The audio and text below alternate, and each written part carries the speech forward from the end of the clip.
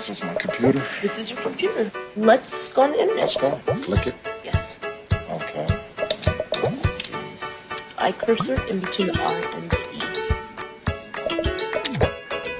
Pressing down, I want you to just push the period. She's gonna love me all over again. That's it. Jamaica, here you go. Here we go. Good job. Thank you. Thank you. And I did it by myself. Feel smarter.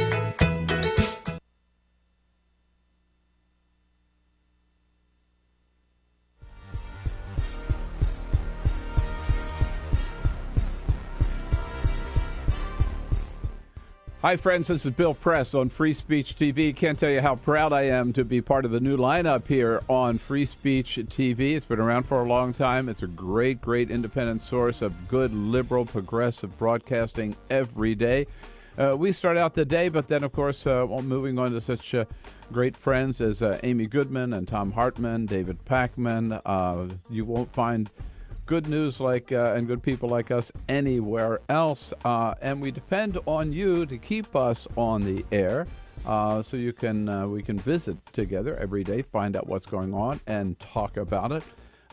So we need your help to stay on the air, and the number to call to help is 877-378-8669. Of course, you can also go online and contribute at freespeech.org. Help us raise the money necessary to keep this programming coming to your home every day and in 38 million other homes around the nation. Because more than ever in these days with so much corporate media, we need media that is independent, that is transparent, that is truthful. We need Free Speech TV. Now, to maybe encourage you to give as much as you can, we're offering some gifts to you, depending on your level of contribution. First, for those of you who give $120 a year, that's just $10 a month. We'll send you a copy of my book, Toxic Talk. Toxic Talk is all about talk radio, how talk radio is dominated by the right wing, how they got to be so powerful, and what liberals have to do to get some balance on the airwaves across the nation. And I expose some of the real lies told by many of the right-wing talk radio hosts. That's for $120 a year. For $240 a year, that's just $20 a month. We'll give you 2 books. Toxic Talk, as told you about. And this is my favorite book, the favorite book that I've written, How the Republicans Stole Religion. Yeah. What the Gospels really say and how the Republicans distort it, but how they get away with it. And for $360 a year, that's $30 a month, you'll get these 2 books, Toxic Talk, How the Republicans Stole Religion, and The Obama Hate Machine as well, which is my latest book, all about the Koch brothers and all the money that they spend just to try to bring down President Obama and to defeat all of his policies. That's why your help is so important. We are here on Free Speech TV, bringing you the truth every day, the news every day. Help us stay on the air by giving as much as you can. Thank you.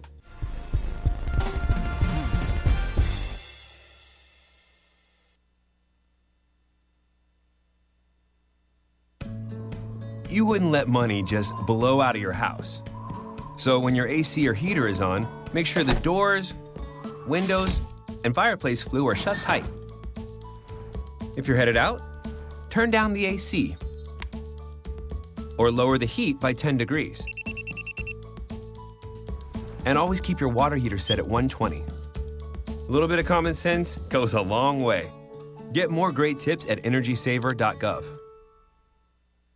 So, I'm kind of new here, but I've noticed a trend.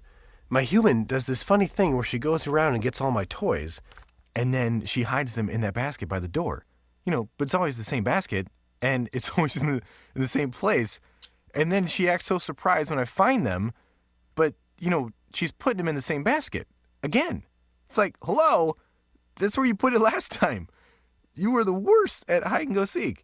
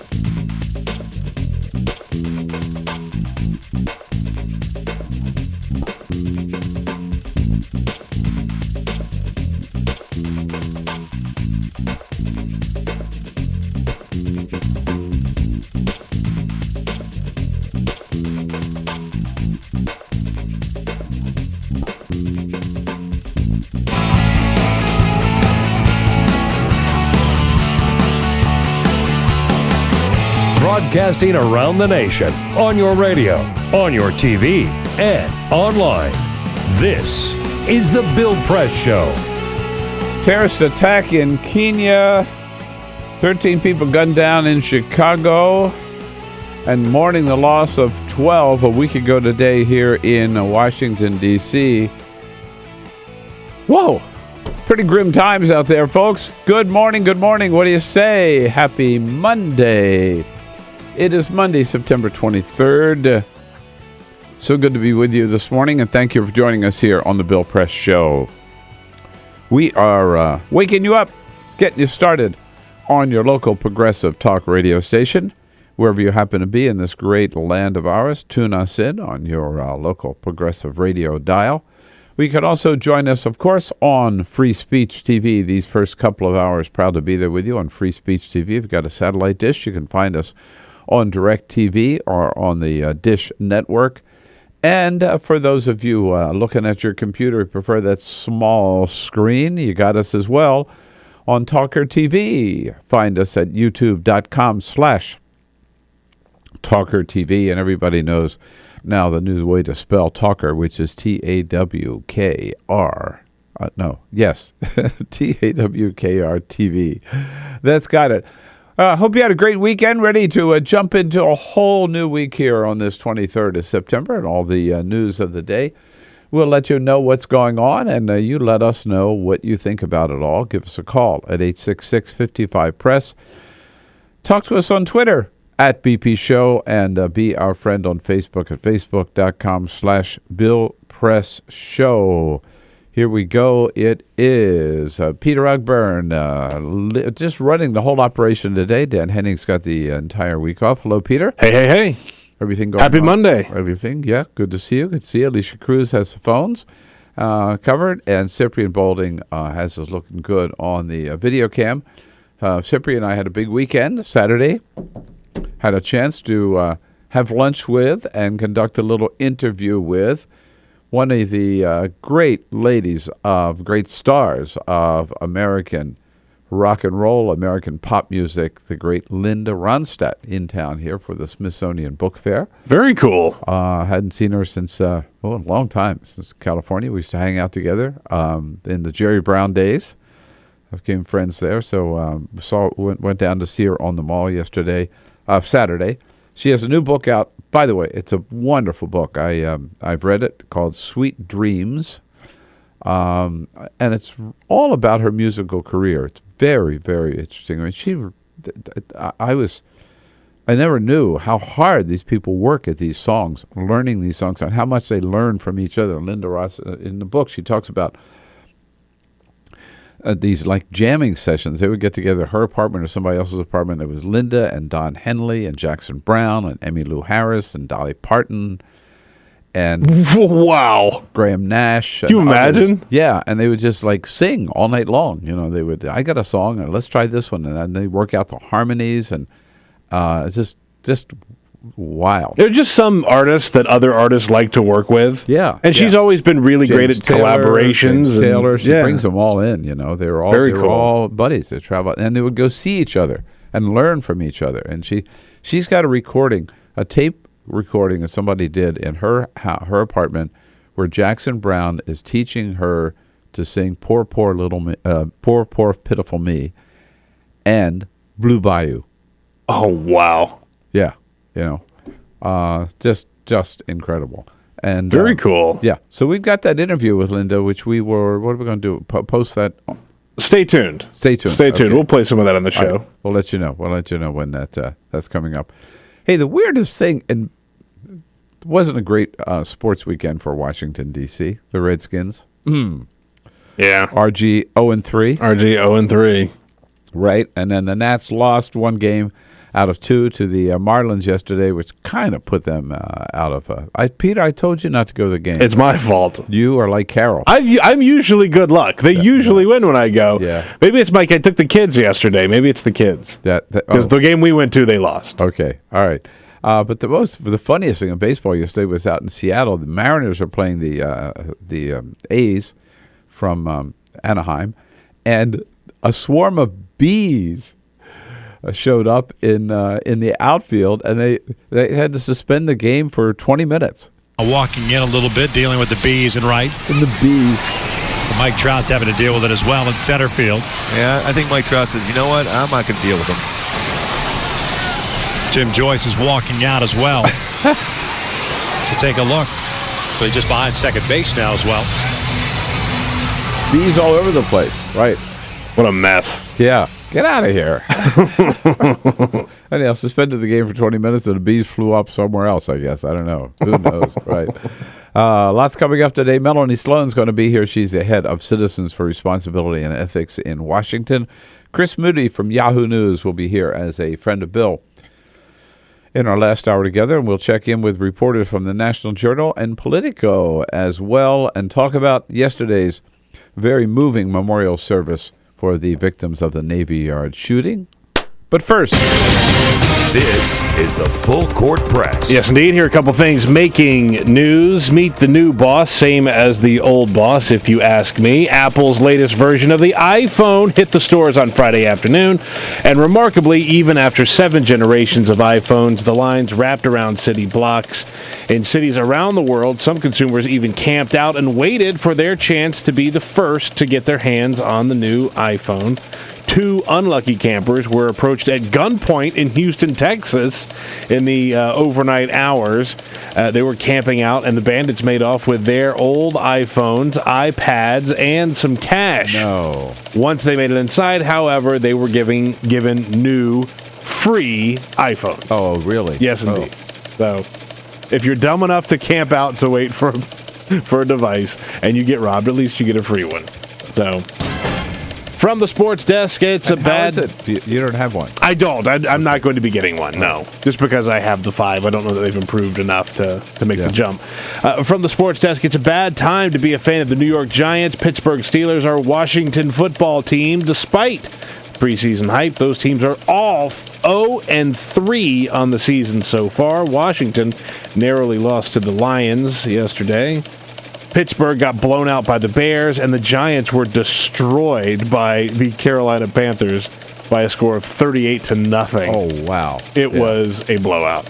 So that's why Dan has a week off. Is that it? He's in mourning. Yeah, he's in mourning. And TV's biggest night yields several upsets. Sunday night was the 65th Primetime Emmy Awards, which were hosted by Neil Patrick Harris. While it's no major surprise that Breaking Bad won Best Drama Series, there were a couple of upsets. Notably, Jeff Daniels won Best Actor in a Drama Series for his role in the terrible show, The Newsroom. He beat out Kevin Spacey in House of Cards, who a lot of people thought was sort of the favorite. Another big shocker, The Daily Show did not win Best Variety Series for the first time in 10 years. Whoa. That award went to The Colbert Report. Notably, though, Netflix didn't go home empty-handed. House of Cards won for Best Directing in a Drama. So, that's their big award of the night. Jon Stewart losing this. Colbert. To his, Maybe because Stewart took off so much. That might be it. Yeah, good point. Who knows? Wow. Yeah, another solemn memorial service yesterday at the Navy Yard. You know, we've told you this is really our neighborhood, right? I mean, you walk out of the studio, you go over just 1 block, and then you turn right, and you walk like 4 blocks, and at the most 6, and you're at the Navy Yard. And just this side of the Navy Yard and that's where of course, the Navy Yard, which runs right along the Anacostia River. That's where the shooting was a week ago today in Building 197, which is like 6 blocks down M Street, down the river from the entrance here, the main entrance on 8th Street. And just this side of the Navy Yard, before you get there, a couple of blocks on the left, right down 8th Street, is the Marine Barracks, where President Obama and joined the families of the victims of the Navy Yard shooting yesterday for yet another memorial. It's right in our neighborhood here. And it was just 1 week ago today. Remember, at the end of, we were in the 3rd hour of our broadcast, just about to go off the air when news hit that there had been a shooting at the Navy Yard. And by the end of the day, we knew the count. that a lone gunman, a civilian contractor at the Navy Yard, Aaron Alexis, had walked in that morning with a shotgun he had bought the Saturday before. Also took a handgun from one of the security guards whom he killed on the site, and then went up to the 4th floor and opened fire first on his co-workers and then on people having breakfast down in the atrium. At the end of the day, 12 people had died, all civilians working for the Navy on very important work there related to submarines and to a building of and contracting for the building of new ships. Yet one more mass murder in this country. But as President Obama asked yesterday, the big question is, why aren't we more upset about it? Why aren't we more outraged about it? Why don't we do something about it? What will it take? 866-55-PRESS. Let's talk about that. That's our toll-free number. It's important that we have that conversation. President Obama yesterday talking about the murder rate here in the United States of America. Here in America, the murder rate is 3 times what it is in other developed nations. The murder rate with guns is 10 times what it is in other developed nations. And think about it. He has been president for 5 years, and every one of those 5 years there has been a mass shooting, mass murder using guns in this country. As president, I have now grieved with 5 American communities ripped apart by mass violence. Fort Hood, Tucson, Aurora, Sandy Hook, and now the Washington Navy Yard. Think about those. Think about those. Fort Hood, Tucson, Aurora, Sandy Hook, and the Navy Yard. And the Congress has still done absolutely nothing about it. And as the president said yesterday, questioning, why aren't people more upset? I mean, there was 1 day of coverage about the Navy Yard, maybe 2, Monday and Tuesday, and after that, everybody kind of forgot. It was stunning. I mean, yeah. I'm still. Everybody just walked away from it. Yeah, yeah. I mean, it's just kind of. I mean, the president certainly hit on it when he talked about this happens once a year. We have this unspeakable tragedy. Yeah. And then people just say, well, we can't do anything about it. And the president said, this idea that we just have to accept this is just not true. Alongside the anguish of these American families, alongside the accumulated outrage so many of us feel, sometimes I fear there's a creeping resignation that these tragedies are just somehow the way it is. That this is somehow the new normal. We can't accept this. Yeah, we can't accept the fact that this is the new normal. I mean, and again, what will it take? Meanwhile, of course, the NRA is still up to its old tricks. It's still up to its old nonsense. And the NRA says, just like they said after Sandy Hook, well, the answer is to put a gun in the hands of every teacher, right? So that the good guys have the guns, not just the bad guys. So the NRA, Wayne LaPierre, surfacing on Meet the Press yesterday, who's saying basically what we needed at the Navy Yard was all those civilian employees. Everybody should have had guns, right? Problem is there weren't enough good guys with guns. When the good guys with guns got there, it stopped. Yeah, it's just such an idiot. But again, my question is, look, we know the NRA is controlled. We know who they are. They're not a lobbyist for gun owners. They're a lobbyist for the gun manufacturers. They're a big corporate lobby. That's all they are. But are they really so powerful? Are they so powerful that they basically own this Congress, own this country? And can't the American people put enough pressure on this Congress to act on this issue? 866-55-PRESS, 866-55-77-377, 1 week after the tragedy at the Navy Yard. I mean, why? Why not move on this issue? Why not unite behind some sensible, just common sense gun safety measures that this president has laid out. Why won't the Congress act? Why aren't the American people more upset, more demanding about this? 866-55-PRESS. Let's talk about it Monday morning on the Full Court Press. This is the Bill Press Show.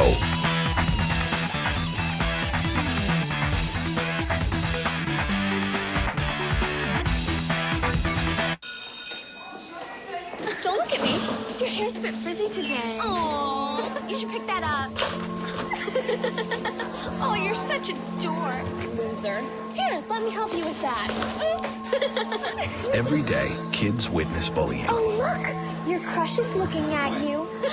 Poor you. They want to help, but don't know how. See, no one here's gonna help you, because no one Teach your likes kids you. how to be more than a bystander. Visit stopbullying.gov. If you drive buzzed, it could cost you around $10,000. You'll face major legal fees, major fines, and steep insurance penalties. You could lose everything. Nothing kills a buzz like getting pulled over for buzz driving, because buzz driving is drunk driving. When some people struggle with their mortgage payments, they become frozen, petrified. Not knowing what to do, they do nothing. But the people who take action are far more likely to get the most positive outcome. Making home affordable is a free government program. Call now to talk one-on-one with a housing expert about the options that are right for you. Real help, real answers, right now. Here at the GED Pep Talk Center, we have pep talkers standing by to get you motivated for your GED diploma. Text the name Terry to 69222 for a sympathetic pep talk. You show people what you really are. Or for a gentle pep talk, text the name Deborah. You know you're going to make people very proud of you. And if that's not enough, text the name Danny for an extreme pep talk. Prove everyone wrong. Show them you're the boss. Get your GED pep talk and find free GED classes. Text the name of the person you want a pep talk from to 69222.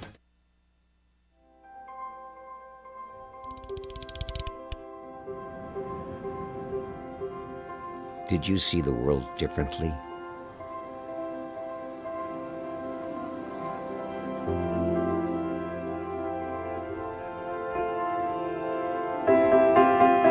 Did you celebrate the victory?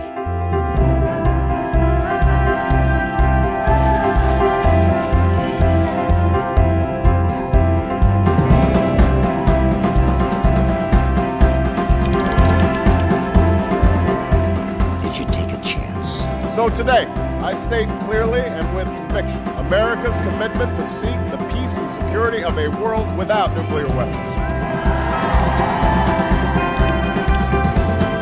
Did you stand up against our greatest threat?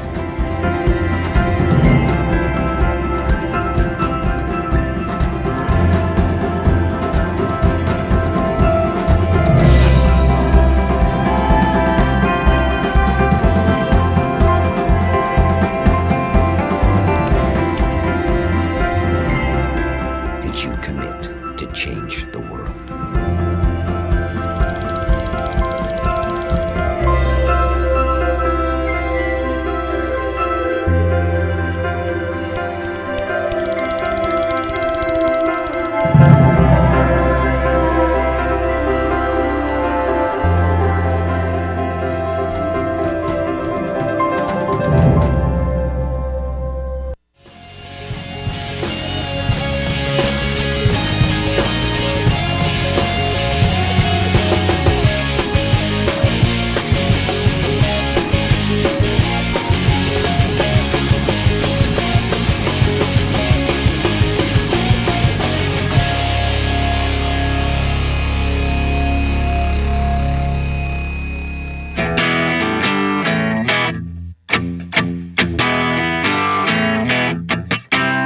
Follow us on Twitter at BP Show. This is the Bill Press Show.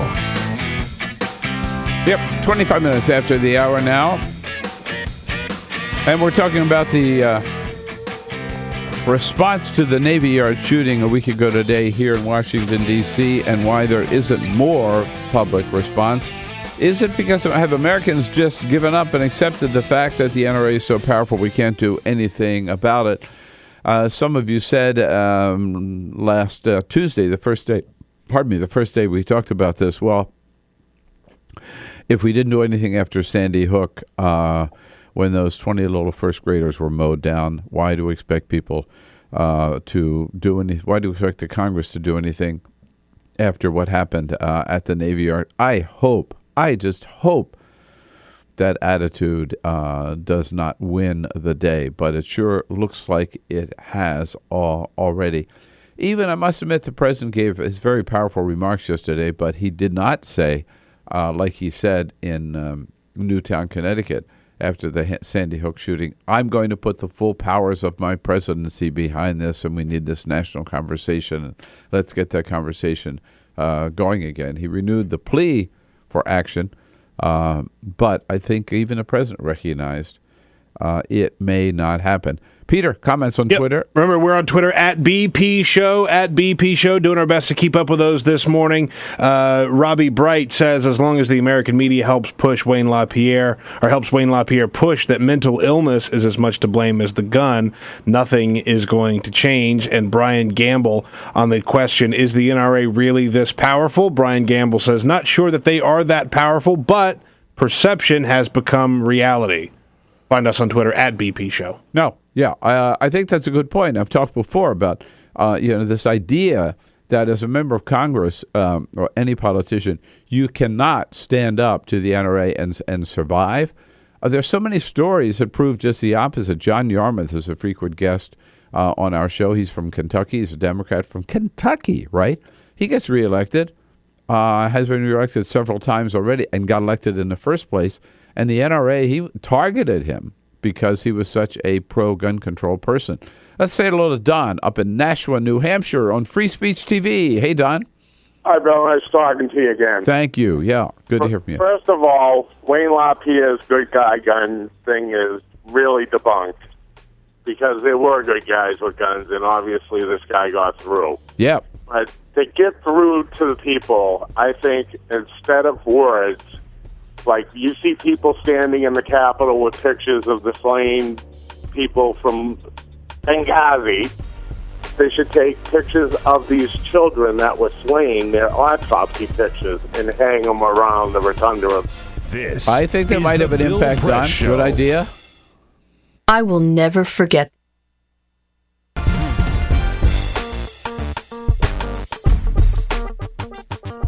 Hey, good morning, friends. Hope you're enjoying the program this morning. We'll be back to our regular news and guest in just a moment here.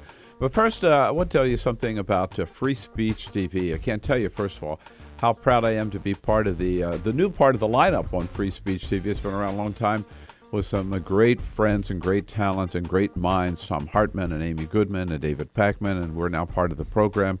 Very proud to be so because it's just what I've been looking for a long time, an independent, progressive news operation, far from the corporate media that brings you the kind of news, the kind of opinion that you can't find anywhere else. But of course, free speech is not exactly free. There is substantial cost involved in bringing these programs to you.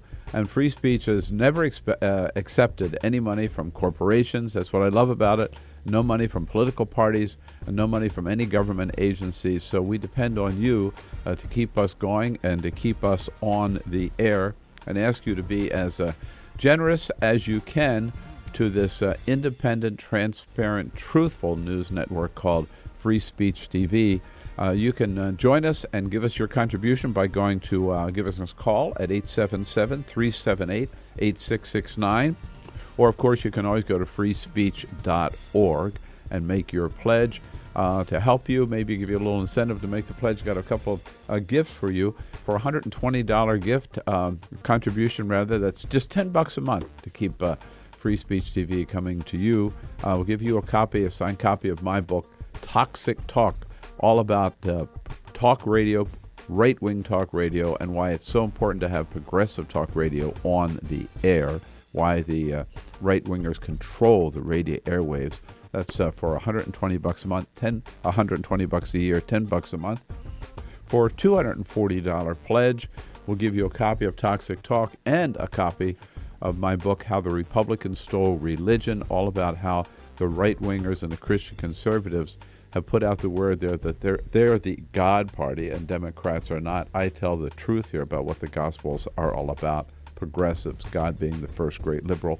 And for $360 a year or $30 a month, these two plus a copy of my latest book, The Obama Hate Machine, all about the Koch brothers and all the billions of dollars they have spent to try to defeat President Obama and try to undermine every one of his policies. Again, please be as generous as you can. Make your contribution today by giving us a call at 877-378-8669 or go to freespeech.org. We're there for you. We need you to be there for us to keep Free Speech TV independent, truthful, and transparent on the air. Thank you.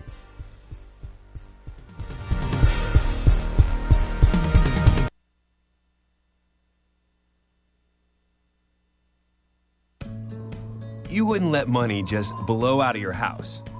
So when your AC or heater is on, make sure the doors, windows, and fireplace flue are shut tight. If you're headed out, turn down the AC or lower the heat by 10 degrees. And always keep your water heater set at 120. A little bit of common sense goes a long way. Get more great tips at energysaver.gov.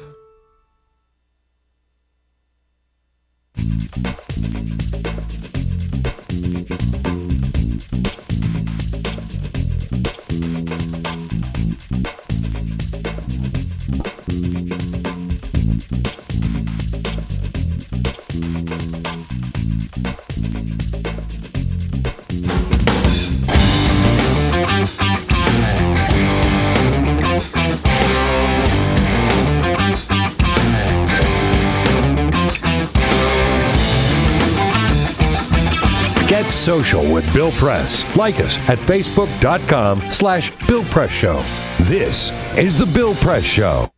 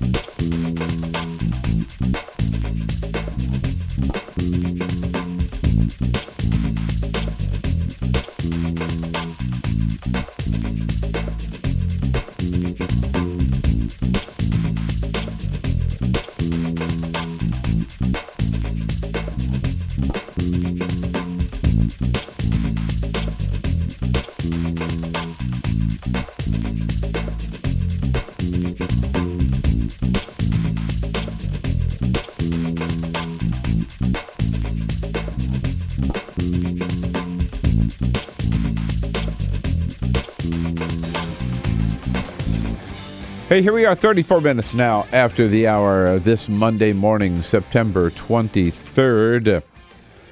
The other big story of the day, love to get your comments on it. You know what happened on Friday with the House of Representatives, Republican-controlled, Tea Party-controlled, we should say, House of Representatives voting to defund Obamacare, at least voting to shut down the government unless Obamacare is totally defunded, and sending that bill over to the Senate where it deserves and will but will also get zero consideration and will be shot down, as Harry Reid said last week to House Republicans. Pardon me. If you send us a bill that kills Obamacare, that bill will itself be dead. Why? Why, knowing this isn't going anywhere, my question to you is, why are House Republicans doing this? Why is John Boehner doing this? The United States Chamber of Commerce, the Business Roundtable, the Wall Street Journal, John Boehner himself, Karl Rove, John McCain have all said this is a crazy idea. Republican Party should not be doing this. Why is John Boehner still pursuing this? I thought it was fascinating that Rand Paul even came out and said, when Rand Paul is the voice of reason, ladies and gentlemen, you have really screwed up. I know. I don't get it. 86. Yeah. So tell us what this is all about. 866-55-PRESS, and whether you think they will actually shut down the government. 866-55-77-377. That's what the conversation in Washington among the people that Carol and I talked to over the weekend. Everybody was talking about, what do you think? The question was, inevitably came up. So what do you think the chances are that the government will shut down? 50-50, whatever. I think it's like 70%. That it will shut down. That it will shut down, right. So I don't like those odds. I don't like those odds at all. Thank you. Let us know what you think, 866-55-PRESS. After the vote on Friday, there were, by the way, it's all Republicans, 2 Democrats. 2 Democrats went along with this. So basically, it's a party line vote. John Boehner says, "Man, we just reinvented the wheel." We had a victory today for the American people. Yeah. And frankly, we also had a victory for common sense. Yeah. What? A victory for common sense? No, it's a victory for idiocy. Victory for it's total stupidity, and a victory for unreality, I think is what it is. Because everybody knows this is just pure masturbation. It's not going anywhere. John Boehner is saying, look, make no doubt about it. Obamacare ain't going to happen, he says. It's time for us to say no. It's time to stop this before it causes any more damage to American families and American businesses. The question is, the reality is, Obamacare is already helping millions of American families. And the further reality is that once these health exchanges go into existence the first of the year, and remember, October 1st is when the government starts the health exchanges. People can start applying to the health exchanges. So the people who do not have health insurance at their workplace can buy it for like $100 a month. When that kicks in, 30 million more Americans are going to be covered by Obamacare. But you have to understand, that's why they're doing this. Because if they don't stop it now, within 6 months to a year, there'll be another 30 million Americans enrolled who will see the benefits of Obamacare, who will be taking advantage of health insurance and access to health insurance, for themselves and for their families. And after that, it will be totally impossible to stop it. So that you got to understand, that's what's driving this whole thing. It is fascinating that this is where we've come in the political process, that this is how some elected officials think that this is how government works, is where you have a president who gets a piece of legislation done, he gets reelected, he has the Supreme Court uphold that legislation, and then they think that it's their job to not just repeal it, but to make everyone around them suffer by shutting down the government because they don't like it.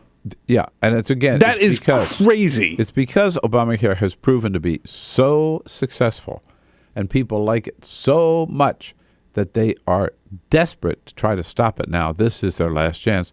Chris Van Hollen yesterday, he was on our show Friday morning here in the studio, was on one of the Sunday talk shows yesterday, I think it was this week, and told about what it's all about. The Republican proposition here is they're going to shut down the government if they can't deny health care to millions of Americans, including millions of kids who are right now benefiting from the Affordable Care Act, kids with pre-existing conditions who can no longer be thrown off of their insurance policies. And as I mentioned, there's several leading Republican voices, the Wall Street Journal, Karl Rove, John McCain, U.S. Chamber of Commerce, the Business Roundtable, who have said, don't do this. Don't do this. President Obama talked about one of them on Friday out in Kansas City. One Republican senator called shutting down the government over the Affordable Care Act The dumbest idea I've ever heard. I agree with him. That's bipartisanship. See, he's reaching across the aisle. Dumbest idea I ever heard. Yeah, indeed. That's what a lot of Republicans are saying. But there it is. Now it goes over to the Senate. For sure, this is going nowhere in the Senate. But then what happens? They've got to work this out within the next 8 days. There are 8 days before, unless they approve a budget or a continuing resolution to keep the government going, 8 days before the government shutdown. What do you think the chances are they will shut down? 866-55 press. I'll tell you one thing. First of all, there are 8 days, and yet out of those 8 days, Congress is only in session, I think, 4 of them. Oh, no. Maybe I'm not 4. optimistic. Yeah, exactly. You think they'll get it done? Let's talk about it here on the Bill Press Show Monday morning. Get social with Bill Press. Like us at Facebook.com/Bill Press Show. This is the Bill Press Show. So this is my computer. This is your computer. Let's go on the internet. Let's go. Click it. Yes. Okay. I cursor in between the R and the E. Pressing dot, I want you to just push the period. She's gonna love me all over again. That's it. Jamaica, here you go. Here we go. Good job. Thank you. Thank you. And I did it by myself. Feel smarter. So, I'm kind of new here, but I've noticed a trend. My human does this funny thing where she goes around and gets all my toys, and then she hides them in that basket by the door. But it's always the same basket, and it's always in the same place. And then she acts so surprised when I find them, but, she's putting them in the same basket. Again. It's like, hello? That's where you put it last time. You were the worst at hide and go seek.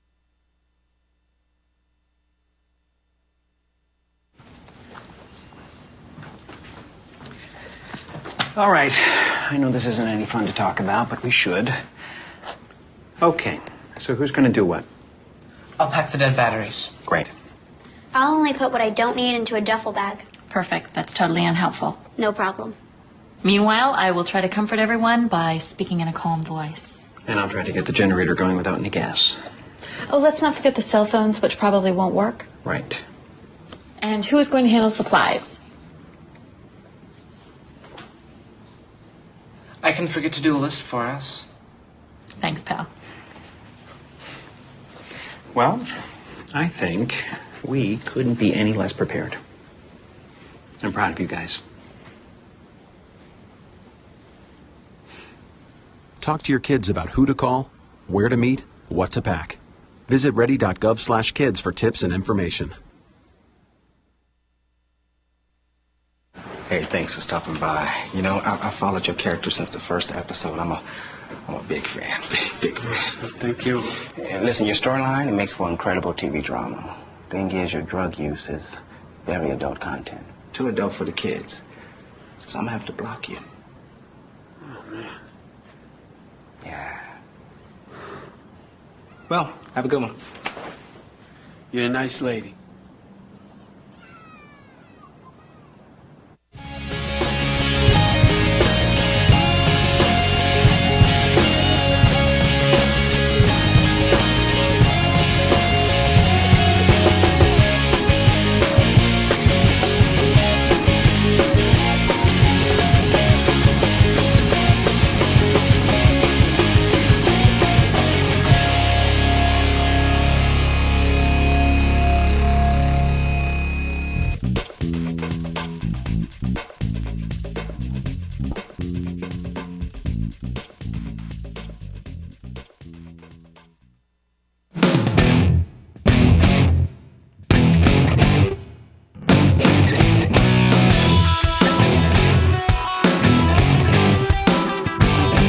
This is the Bill Press Show.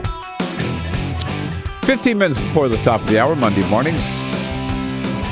Good to see you today. Hope you had a good weekend. And here we go with a whole new week. President Obama heading up to the United Nations today. The next 2 days he'll be there. He speaks to the General Assembly of the United Nations for the 5th time in his presidency. Tomorrow, it should be, that's a very important speech, particularly because of everything that's going on with Syria and Iran. And then, of course, the big question as the president goes up to New York is, will he have a one-on-one with the new president of Iran? I think chances are pretty good. That and a whole lot more on our plate this morning. And we are able to turn, as we do every Monday morning, to Josh Kraushaar, who is the editor-in-chief of the great national journal Hotline. Hey, Josh, good morning. Good morning. Good to be back on the show. Thank you. Always good to have you with us. So the Republican-led House of Representatives on Friday sort of threw down the gauntlet and started the clock ticking toward a possible government shutdown. What do you think is going to happen? Well, one thing we do know is it's going to come down to the wire, as every budget fiscal crisis we've seen over the last several years has taken place. I'm a little more optimistic than most in Washington that we're going to avert a government shutdown. It seems like Republicans, both especially in the House, want to use their leverage for the debt ceiling, which is that calendar point is coming down a couple of weeks after. And you're also seeing some divides within the Republican Party, how the House and the Senate. When Ted Cruz's bluff was called and John Boehner put together and passed almost with the unanimity of his caucus a plan that would defund Obamacare as well as funding the rest of the government. Ted Cruz and acknowledged that they didn't have the votes. He didn't have the votes even within his own Republican side to pass it in the Senate. So you're seeing these divisions become apparent early on. And I think that's going to I think Boehner, for all his problems trying to manage the caucus, he knows he has to think about an end game. And I think haphazardly the Republicans are going to have to start thinking about what that end game is going to be. And I think we'll start seeing those strategies crop up this week. Well, I'm not an expert on the legislative process, of the congressional process, but the House has passed this now. It goes to the Senate. I think we're both pretty confident that the Senate is going to pass a bill without the provision to repeal Obamacare, right? So then it goes back to the House for reconciliation, and Boehner's going to have to make a decision there, right? That's where the decision is: do we cave or do we shut down, right? And that's why Cruz's comments and the sort of the exposure of the rhetoric versus the ability to do things was exposed with Ted Cruz's comments that, hey, look, we don't have the votes, we can't do it in the Senate, and Boehner could use a variation, and he could try to talk to his caucus and use a variation of that own Ted Cruz line that just isn't the potential to unless they really want to shut down the government. And I even think if you talk to Rand Paul, for example, has been much more pragmatic in his comments the last few days, acknowledging that the votes just aren't there. So, I think it's going to be messy. I think it's going to be down to the wire. But, we saw this. I mean, the one difference between the mid-'90s and right now is Newt Gingrich was in the 1990s when he, helped create the last government shutdown. He thought he was as powerful as Bill Clinton. He had a lot of illusions of grandeur, and that's one big part that led to that round of government shutdowns in the mid-1990s. Boehner ultimately, he doesn't have much control of his caucus, but he ultimately is an establishment type who is going to be looking for an end game and looking for any way out of a government shutdown. So I think that's the big difference. I think we're going to see a replay of some of the debt ceiling and budget fights that we saw over the last couple of years. But you did indicate that if we duck a bullet this time, right, that the debt ceiling is just about, the fight over the debt ceiling is about 2 weeks away. So you think the Republicans, if they do cave this time in the House, right, that they're going to come back and try the same thing again over the debt ceiling? This could be the replay all over again. Your head's going to be spinning after the next few weeks because we're going to be hearing the same things, the same members saying the same, using the same rhetoric, and it's going to go down to the wire yet again. The debt ceiling is arguably the more consequential. I mean, we from our experiences 2 years ago. I mean, the government shutdown, I think, you talk to most economists, it's a bad thing, but it wouldn't be the end of the world. To not be able to pay your debts, that would be a serious consequence. And I think we could have some Wall Street economic fiscal consequences in the short term, regardless of what happens. I mean, if Congress doesn't raise the debt ceiling, I think we'll see some real seismic impact. So that could be a big issue down the road. You can check out the hotline anytime, and if you want to know what's going on in Washington, at both ends of Pennsylvania Avenue, I suggest that you do go to nationaljournal.com. Josh Kraushaar, the editor-in-chief, joining us on our newsline this morning. Josh, I've been at the briefings at the White House, and Jay Carney keeps insisting, as the president does, every day. When it comes to the debt ceiling, I am not going to compromise. I'm not going to negotiate. The Congress's job is to pay its bills, and it's got to pay its bills. Now, he said that before. He did compromise the last time. What do you think the chances are this time that he holds tight? So in Washington, saying you're not going to compromise actually means you are going to compromise because it's a way of maximizing your leverage. You don't want to, show your hand too early in the game. And we also know from the Obama administration, the last big fight we had over sequestration, they basically did compromise. Yeah, they gave in. Yeah. And so it does tell you, they said the same thing. They're not going to compromise. This is going to be, they told all the crises that would happen as a result of federal budget cuts and the sequester, and they ended up giving in. So I'm tempted to think that in the end, we from both parties' history, with the fact that you have Boehner and not, say, Gingrich in charge, I think that lends to the notion that there's going to be some kind of agreement at the last minute. And this administration has been willing to deal, and not always in their favor. So I do think that, that's a classic Washington speak. Whenever you say you're not going to negotiate, it actually means you are, but you just don't want to give off that perception next time. Were you surprised that there is not more response to renew the dialogue about gun safety and gun control in the wake of the Navy Yard shooting? No, and it's just a realization of how busy Congress is when we're talking about this. Immigration is also on the back burner. There's really, on the legislative calendar, very little time unless the president really wanted to make gun control a priority. And after being burned and after seeing that there's a very little path of getting any kind of gun control legislation through, both the White House and Congress sees it as a non-starter. I don't expect even in the next year to see gun control be brought up again. Yeah. All right. Hey, Josh, always good to have you with us. Thank you, man. Start us off. Get the week off to a good start. Thank you, Josh. Josh Kraushaar, editor-in-chief of the National Journal Hotline. We'll take a quick break. We'll be right back. Your calls, welcome, on this looming government shutdown here in Washington, D.C. at 866-55-PRESS. This is the Bill Press Show.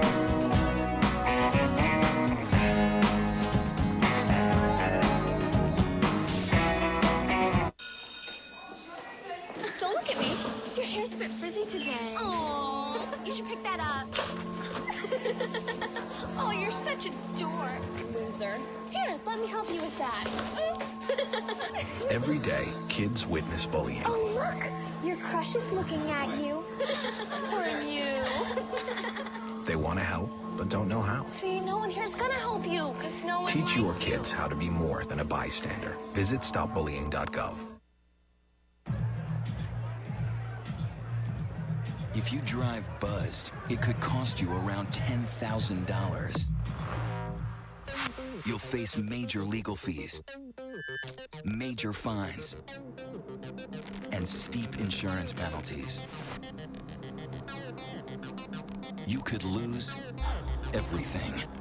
Nothing kills a buzz like getting pulled over for buzz driving, because buzz driving is drunk driving.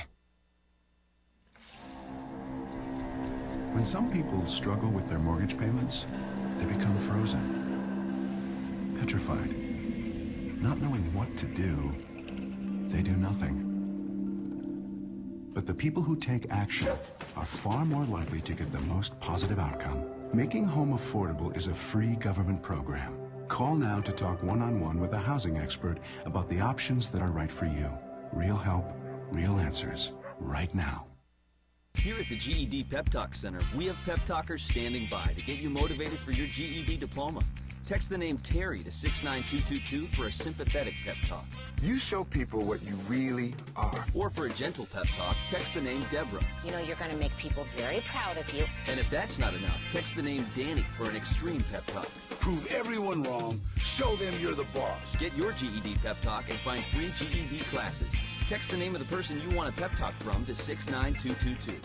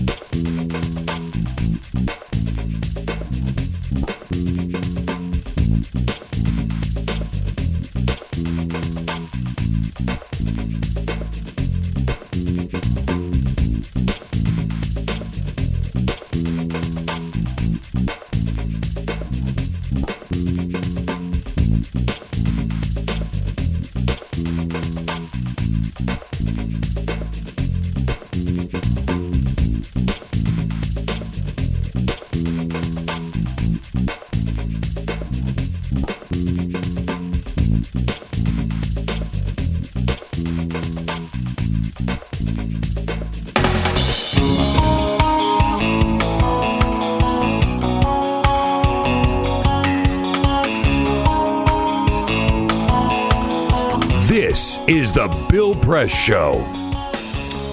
3 minutes before the top of the hour. In the next hour, we'll be joined by David Jackson, who covers the White House for USA Today, and then Suman Kim, who is a Congressional, covers the Congress for Politico. Here is Jeannie out in Cottage Grove, Oregon. It's pretty early on the West Coast. Good morning, Jeannie. Good morning to you. Yeah, what's up? You know, I was wondering, 42 times they have voted on this, and it has cost upwards of $55 million. No one has said a peep about it. They're always worrying about the money, and I wonder how many American families could that have fed? Yeah, good point. It's so darn irritating. And not only that, in that farm bill, while they were cutting that SNAP program, there were around 15 congressmen that were getting their subsidies. What's wrong with this picture? I know. We talked about that, Jeannie. The one guy in particular, Fred Hincher from Tennessee, he and his family got $8.9 million in cotton subsidies over the last decade, $3.5 million, I think, alone last year. And yet he's leading the charge against food stamps, leading the charge for cutting $40 billion out of food stamps. These guys are, they're mean-spirited, and they are pure hypocrites. See you right back. This is the Bill Press Show.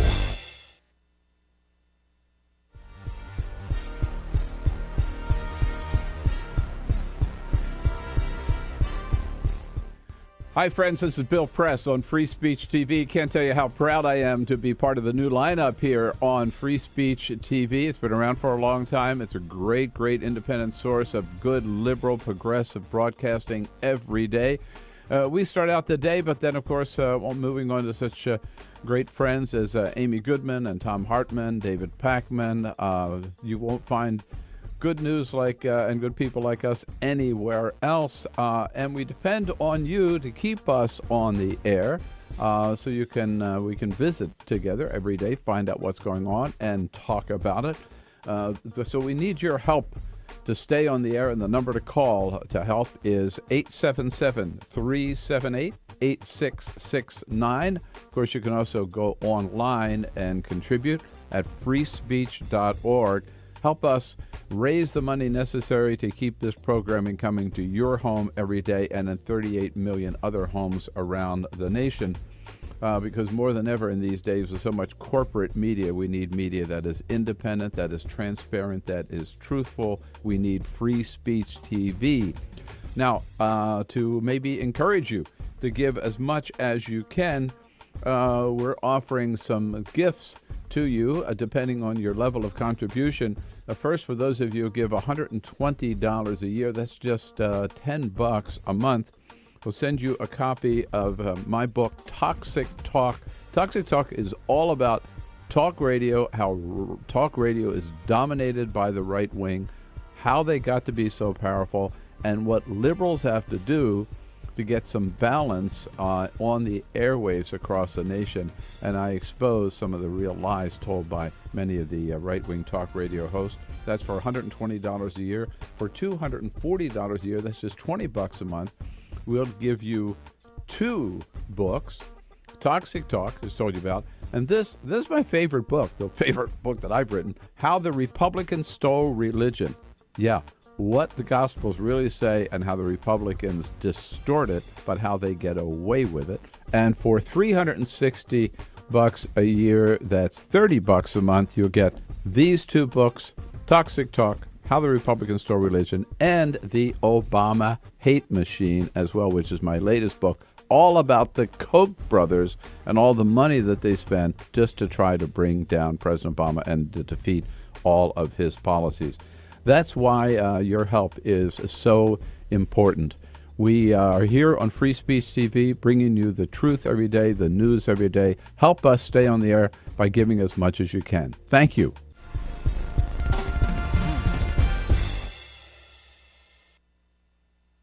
So this is my computer. This is your computer. Let's go on the internet. Let's go. Click it. Yes. Okay. I cursor in between the R and the E.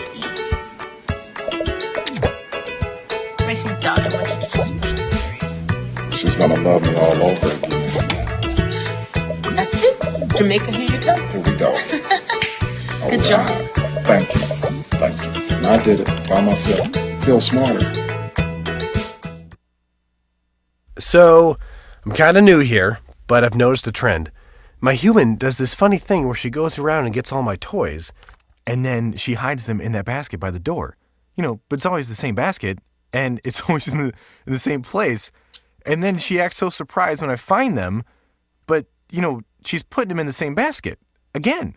It's like, hello, that's where you put it last time. You were the worst at hide and go seek.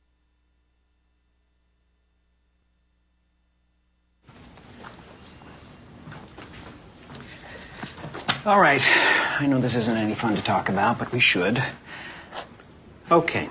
So who's going to do what? I'll pack the dead batteries. Great. I'll only put what I don't need into a duffel bag. Perfect. That's totally unhelpful. No problem. Meanwhile, I will try to comfort everyone by speaking in a calm voice. And I'll try to get the generator going without any gas. Oh, let's not forget the cell phones, which probably won't work. Right. And who is going to handle supplies? I can forget to do a list for us. Thanks, pal. Well, I think we couldn't be any less prepared. I'm proud of you guys. Talk to your kids about who to call, where to meet, what to pack. Visit ready.gov/kids for tips and information.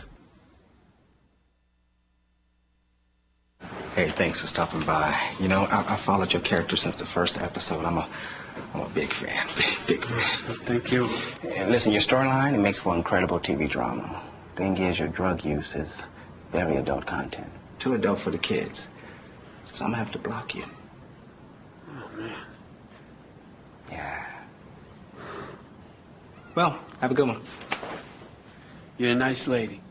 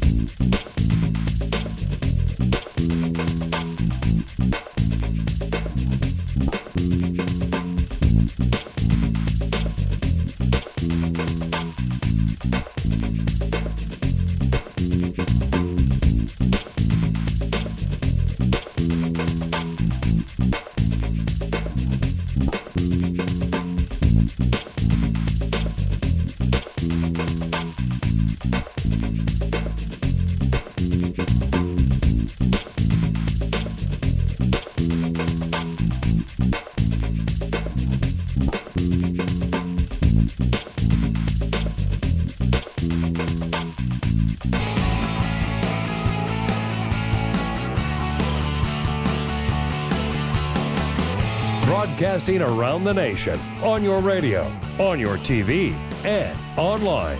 This is The Bill Press Show. 8 days to a possible government shutdown, and you know what? I think these Republicans are crazy enough to do it in the House of Representatives. I think it's going to happen. Good morning, everybody. What do you say? Hello, hello, hello. I'm good to see you today, and welcome to the Bill Press Show.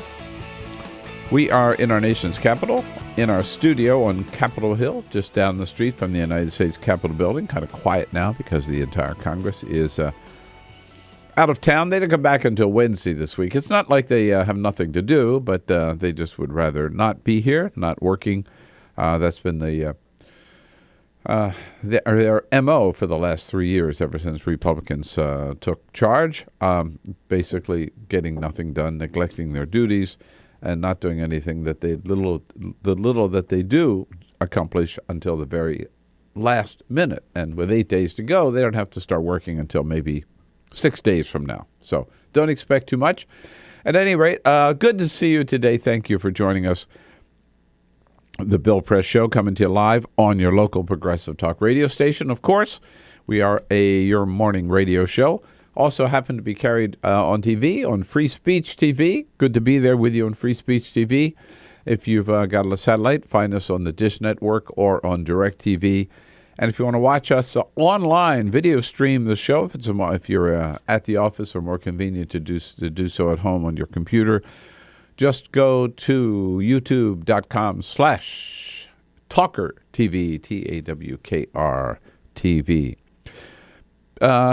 The team here, well, Dan Henning's got the week off. Is he at the Beer Fest this week? He could very well be. I mean, I always get suspicious. Oktoberfest, right? yeah. The Oktoberfest, I'm sorry, yeah. Yeah. Which does start in September. It does. And it has started. Oddly enough. So, I don't know. Maybe that's where he is. I haven't heard from him. Peter Ogburn is here. Hello, Peter. Hey. With Alicia Cruz. She's got the phones. And Cyprian Balding, there he is on the video cam.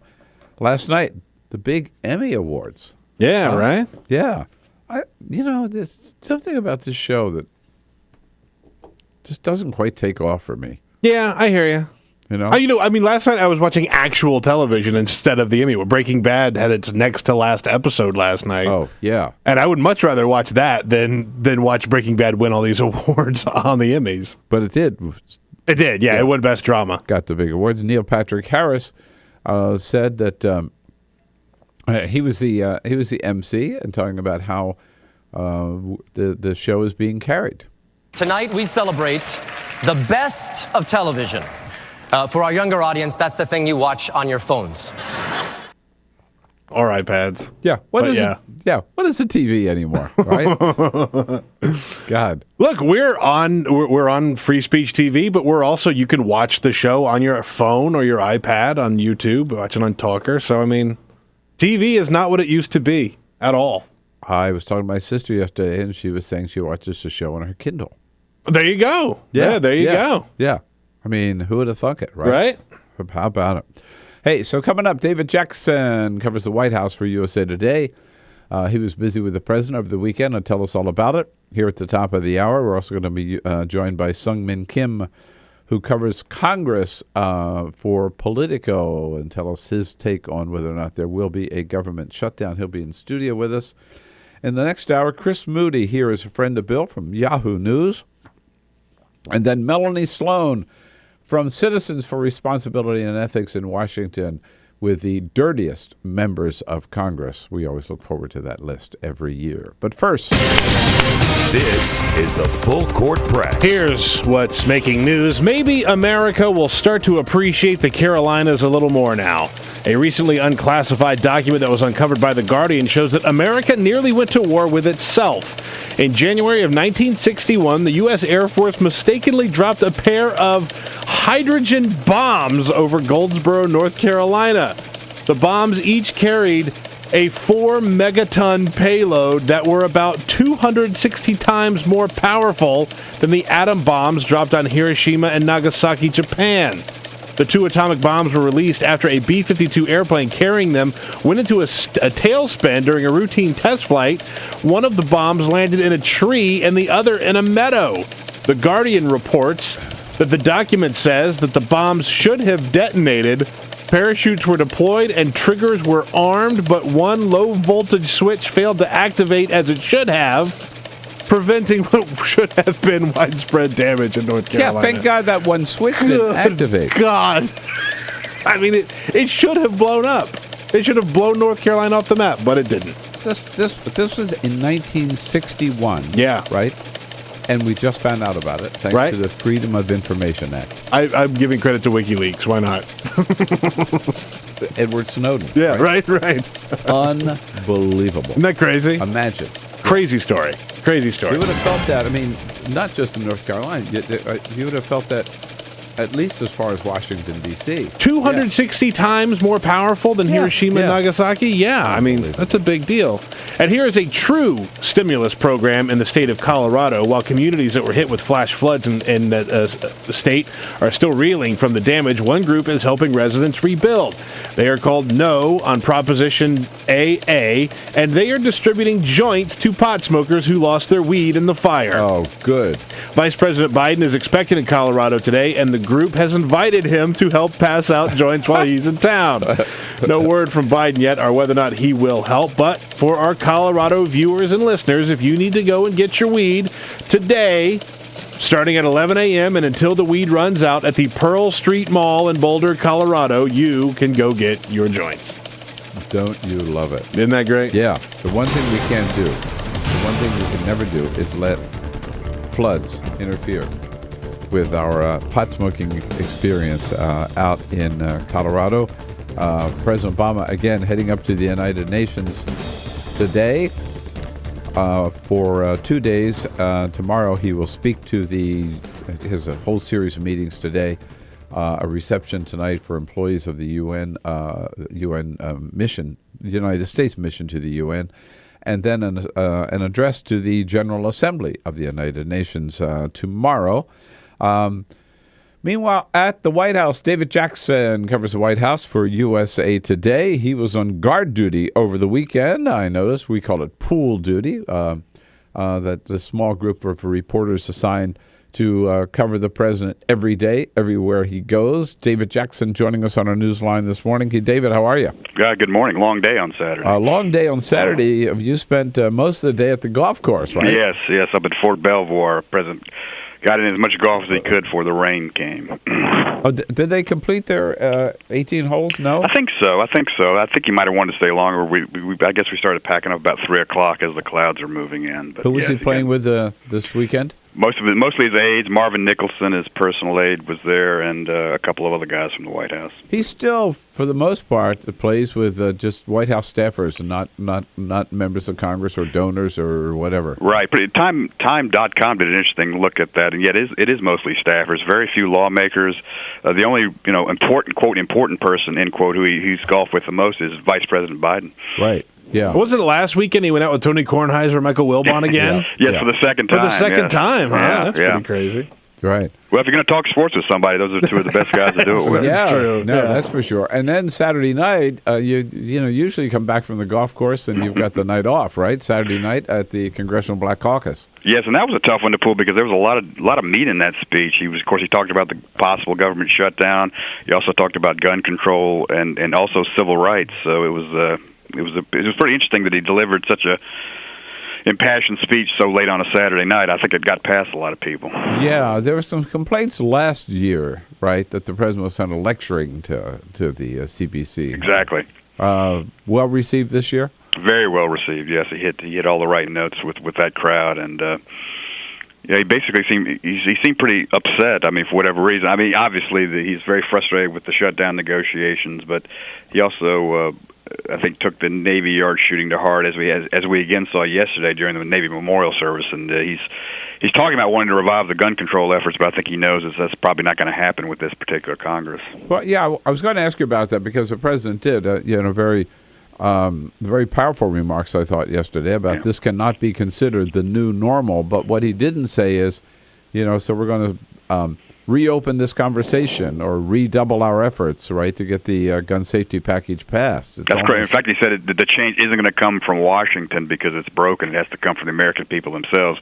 I guess he was suggesting that people need to put more pressure on Congress to do something about this. And there's also a little bit of suggestion that maybe the states can take this matter into their own hands. But I think it was clear from the context of the remarks that he doesn't think he's going to get any gun control legislation out of this Congress. He can't even get a budget right now. Well, I was going to say, it comes at a time, right, when you've got negotiations over the budget, negotiations over the debt ceiling coming up, right? So everything else is kind of now on the back burner, not to mention the issues that he's going to be dealing with at the United Nations these next couple of days. Right. This is going to be a very busy week for the president. As you mentioned, he's getting ready to go in a couple hours up to New York for the annual visit to the United Nations.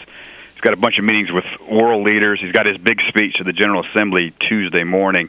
Right. But the big thing people are looking for is whether or not he meets up with the president of Iran. You know, all the world leaders from across the globe are in New York this week, and including the new president of Iran, and both sides have made signals about possibly meeting up. So there's nothing on the schedule right now, but you can always bump into somebody when you want to during this particular week. So he's got foreign affairs to deal with, and he's going to come back. You know, we've got a week until the fiscal year ends. It ends a week from today at midnight. And if there's no spending plan in place, we're looking at a government shutdown. We've got a month to go before we actually hit the debt ceiling. Debt ceiling, right. And at that point, the debt ceiling, what it does, it gives the government the power to borrow money to pay its bills. If they lose that power, then we're risking default. So it's going to be a busy week and a busy month for the president, and plus whatever else may happen. I mean, who knows what may happen on the foreign affairs front. Any doubt in your mind that there will be a meeting with the, even if it's an informal one, with the president of Iran? I mean, it's just like too good of an opportunity, don't you think? It sure seems like. I think it depends on what form it takes, whether it's just a handshake and a hello, or whether there's a substantive talk or not. Yeah, I think there'll be some kind of interaction, let's say, between the two leaders, which will be the first time that leaders from the U.S. and Iran have looked at each other since the 1979 hostage situation. David Jackson, our guest. David Jackson covers the White House for USA Today, my good friend and colleague down there, usatoday.com. David, what I think is interesting, too, is the president going in front of the General Assembly, where he certainly will talk about the importance of the UN, you know, he always does, and yet just 2 weeks ago he was talking about bypassing the UN to bomb Syria. Yes, exactly. It's been an amazing up and down on that Syria thing. Spent a week basically beating the drums of war, and then at the end of that week said, "No, I'm going to go to Congress instead." Yeah. It became obvious he wouldn't get approval from Congress. Then Russia steps up with this proposal to try to negotiate with Syria over its chemical weapons. He accepts that, and now that's where we're at now. Well, there are indications that Syria is willing to identify and give up some of its chemical weapons. So I think you'll see the president continue to basically declare victory over that incident. Try to forget about all the turmoil over the possible military action, and instead focus on the negotiations. Yeah, from what I read, Syria met the first deadline. Right, they met the test. They came up at least. We have to verify, as everybody has said, but they came up with a list of their sites and the number of weapons they've got at each site, which was the first thing that they were required to do. So I guess so far so good, but certainly that will probably occupy a good part of the president's remarks tomorrow, don't you think? Yes, I would think so. Syria will be a big topic. Usually he takes a broad-based view of the world situation in these speeches, but I'm sure Syria will take up more than a few graphs. And we'll also be interested in hearing again to see what he says about Iran, because the Syria story could very well be subsumed by new talks over Iran's nuclear program. Iran's making noises about trying to strike a deal, and Israel, meanwhile, is making noises about, hey, be careful, this could be a trap. So it's going to be a very interesting diplomatic dance coming up here. Now, this is the first day of, I guess, full day of fall. It started yesterday, I believe, or sometime anyhow, over the weekend. Around 4 o'clock, I think. So we're now into fall, right, for sure. And we have been told, David, down there, time and time again, we will not have any announcement over who's going to be the new head of the Fed until the fall. Right. Oh, that's good. I'm glad you reminded me. That's another thing we're expecting. I fully expect that nomination to be made Wednesday, Thursday, or Friday. Really? I was going to ask you, do you think we might hear this week? Yeah. I think so, because the president's got it, wants to get it done, I guess. Yeah, he's got it. One thing with the interesting bill was last week. Remember, right? Yeah, exactly. Well, remember last week he had a meeting with the Business Roundtable? Yes. And they had a secret Q&A session. Reporters weren't in it. All I know is that after that meeting, the White House began putting out the word that Janet Yellen is the front runner for the Fed. And my theory is those business leaders basically ask President Obama to get this Fed situation wrapped up so that there's certainty about who's going to be doing what at the Federal Reserve down the stretch. So the White House has put out the word. It's almost surely going to be Janet Yellen. It's just a question of when now. And there's also been indications that it'll be this week. I don't think it'll be today. It certainly won't be tomorrow when he gets ready to talk to the UN. So I think we're looking at Wednesday, Thursday, or Friday. Wednesday, Thursday, Friday. All right, we'll hold you to that. Oh, don't do that. You know things can always change. Okay. All right, David. We'll have no briefing today, so I'll miss you today. But thanks for joining us this morning. No problem, Bill. Thank you. As always, David Jackson covers the White House, USA Today. Like politics? Then like The Bill Press Show on Facebook. This is The Bill Press Show. So this is my computer. This is your computer. Let's go on the internet. Let's go. Click it. Yes. Okay. I cursor in between the R and the E. Pressing down, I want you to just push the period. She's gonna love me all over again. That's it. Jamaica, here you come. Here we go. Good job. Thank you. Thank you. And I did it by myself. Feel smarter. So, I'm kind of new here, but I've noticed a trend. My human does this funny thing where she goes around and gets all my toys, and then she hides them in that basket by the door. But it's always the same basket, and it's always in the same place. And then she acts so surprised when I find them, but, she's putting them in the same basket. Again. It's like, hello? That's where you put it last time. You were the worst at hide and go seek.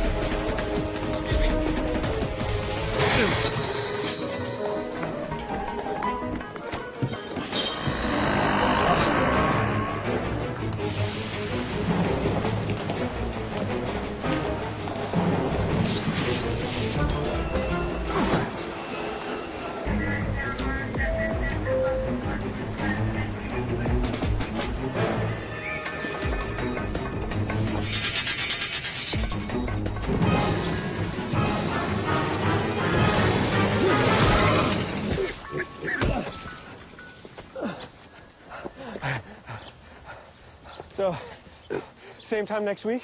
Well, of course. Put away a few bucks, feel like $1 million. For free tips to help you save, go to Feed the Pig.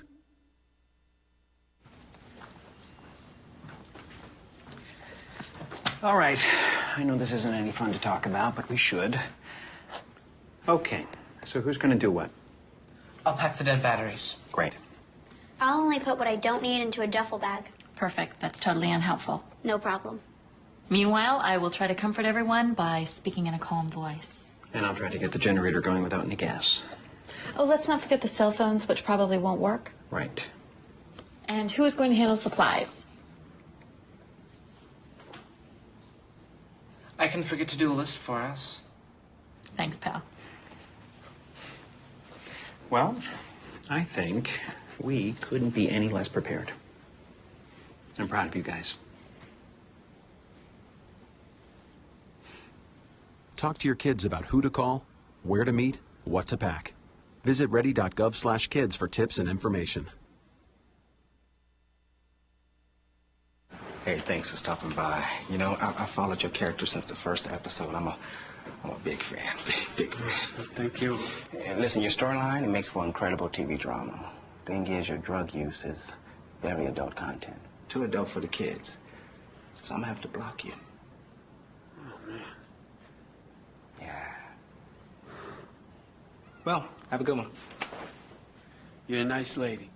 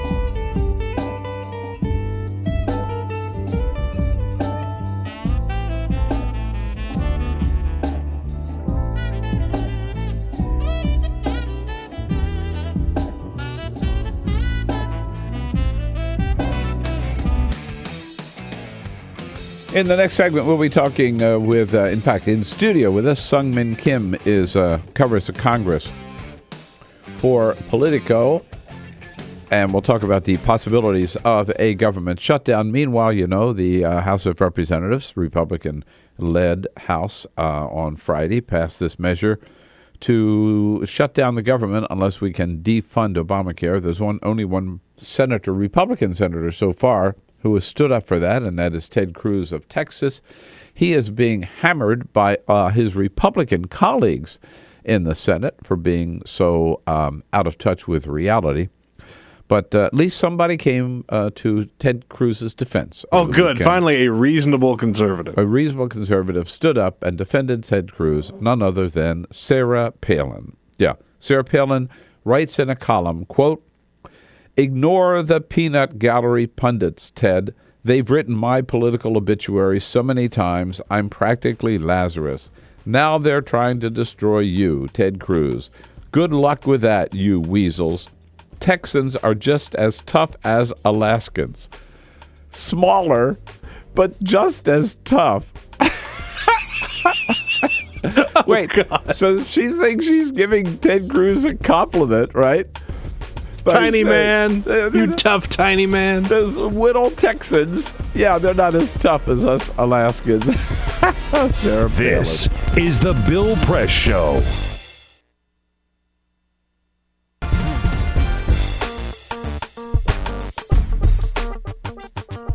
Hey, good morning, friends. Hope you're enjoying the program this morning. We'll be back to our regular news and guest in just a moment here. But first, I want to tell you something about Free Speech TV. I can't tell you, first of all, how proud I am to be part of the new part of the lineup on Free Speech TV. It's been around a long time with some great friends and great talent and great minds, Tom Hartman and Amy Goodman and David Packman, and we're now part of the program. Very proud to be so, because it's just what I've been looking for a long time, an independent, progressive news operation, far from the corporate media that brings you the kind of news, the kind of opinion that you can't find anywhere else. But of course, free speech is not exactly free. There is substantial cost involved in bringing these programs to you. And free speech has never accepted any money from corporations. That's what I love about it. No money from political parties, and no money from any government agencies. So we depend on you to keep us going and to keep us on the air, and ask you to be as generous as you can to this independent, transparent, truthful news network called Free Speech TV. You can join us and give us your contribution by going to give us a call at 877-378-8669. Or, of course, you can always go to freespeech.org and make your pledge to help you, maybe give you a little incentive to make the pledge. Got a couple of gifts for you. For a $120 gift contribution, that's just $10 a month to keep Free Speech TV coming to you. We'll give you a signed copy of my book, Toxic Talk, all about talk radio, right-wing talk radio, and why it's so important to have progressive talk radio on the air, why the right-wingers control the radio airwaves. That's for $120 a month, $120 a year, $10 a month.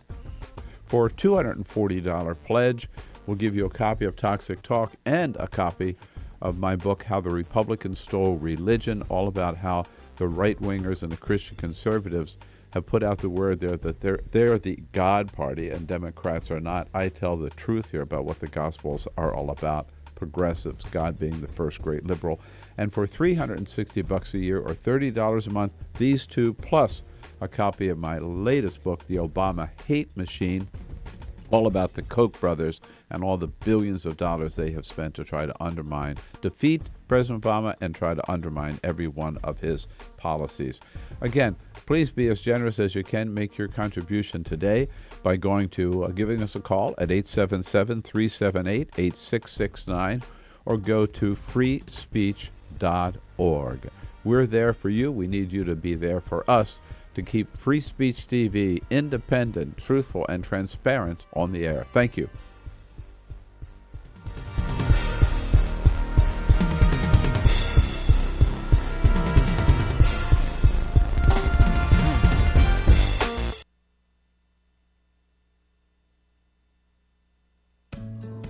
you wouldn't let money just blow out of your house.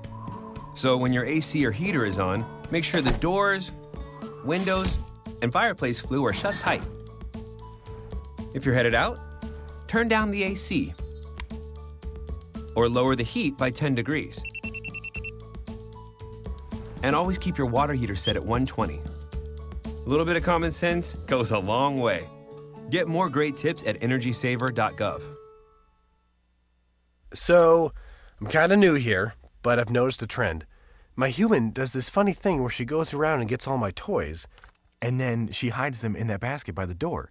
But it's always the same basket, and it's always in the same place. And then she acts so surprised when I find them, but, she's putting them in the same basket again. It's like, hello, that's where you put it last time. You were the worst at hide and go seek. This is the Bill Press Show. Hey, here we go, 33 minutes now after the hour. It's Monday, September 23rd. This is the Bill Press Show. We are coming to you live on your local progressive talk radio station all across this great land of ours. We're also seen on Free Speech TV. If you've got a satellite, check us out on the Dish Network or Direct to TV. And if it's more convenient for you to watch online, if you're at your office already or at home on your computer, your iPad, or whatever, you can go to youtube.com/TawkrTV, TawkrTV.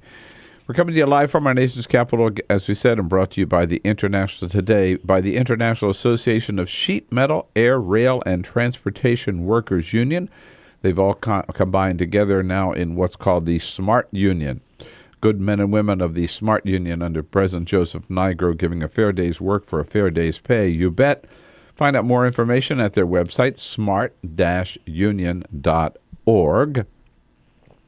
The Congress is out of session. The House comes back tomorrow, or the Senate back tomorrow, the House back on Wednesday. And they've got 8 days left to figure out whether they're going to keep the government running or shut it down. Suman Kim covers Congress for Politico. She's going to sort it all out for us in studio with us this morning. Nice to see you this morning. Nice to see you, thank too. you for Good coming morning. in. So, first of all, let me ask you this question. Who's the Speaker of the House of Representatives today? Well, it's John Boehner, but I see where you're going with this question.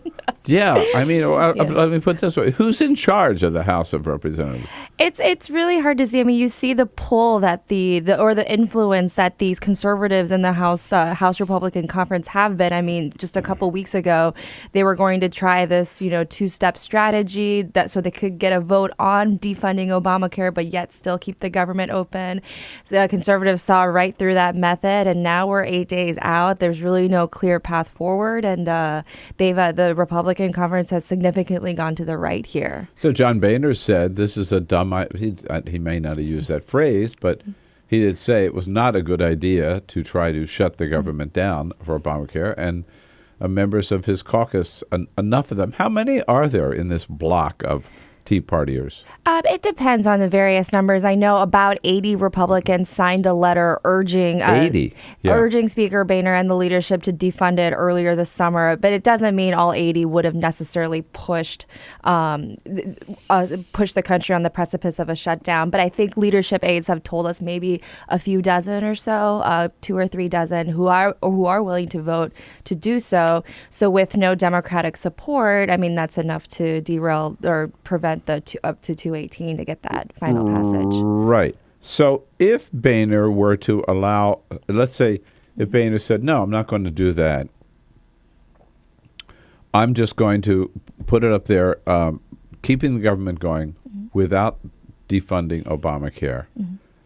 Democrats might have voted for that, right? I mean, he could have gotten a vote if he could have lost his 80, but he'd have to have 80 Democrats, let's say, to take their place. He could, but the Democrats have also taken issue with the level of funding in the House resolution. It's not even just the defunding Obamacare part, which obviously they hate, and they're not going to, they're going to only 2 House Democrats voted for the resolution last week. But Steny Hoyer, the number 2 Democrat, and a lot of the members of the leadership say we don't support the level of funding. It's about $986 billion because it basically bakes in the sequester and there's no solution for it. As you know, Steny Hoyer has a lot of federal workers in his district, influential in his caucus, and so that number even wasn't going to get a lot of Democrats on board. Because it continues to sequester? Basically. It keeps it in and just has it as the new standard. Yeah, that's the other issue that nobody else is talking about. Democrats want something done about this. They not only want to keep Obamacare funding, but they want to do something about the sequester and not just roll it over again. Sure. And I get the sense that when push comes to shove, that can be something that can be a little bit more negotiated on, but it's the healthcare issue that's really a non-starter for Democrats. All right, so tell us where we are. So the House has done this. Now it goes over to the Senate, where it's dead on arrival, except for Ted Cruz. And maybe Mike Lee, right? And then it comes back to the House in a version that they don't like because it will continue to fund Obamacare. And that's probably going to happen 7 days from now because 8 days is the deadline. Exactly. So is there going to be a government shutdown? It's so unclear at this point. I mean, nothing. What's your gut tell you? My gut tells me that I've covered a lot of these legislative crises just in the last couple of years. In the 11th hour, there's always something. But at the same time, it doesn't look good. So I'd say 50-50 at this point. It's hard to tell, though, because especially now, Ted Cruz went on Fox yesterday and really ramped up his rhetoric to the point that his fellow Republicans are very angry at him. He said, he's urging his Republican colleagues to vote, to deny Reid the 60 votes, to even just get on the funding resolution, which is, which obviously that happens from time to time in the Senate.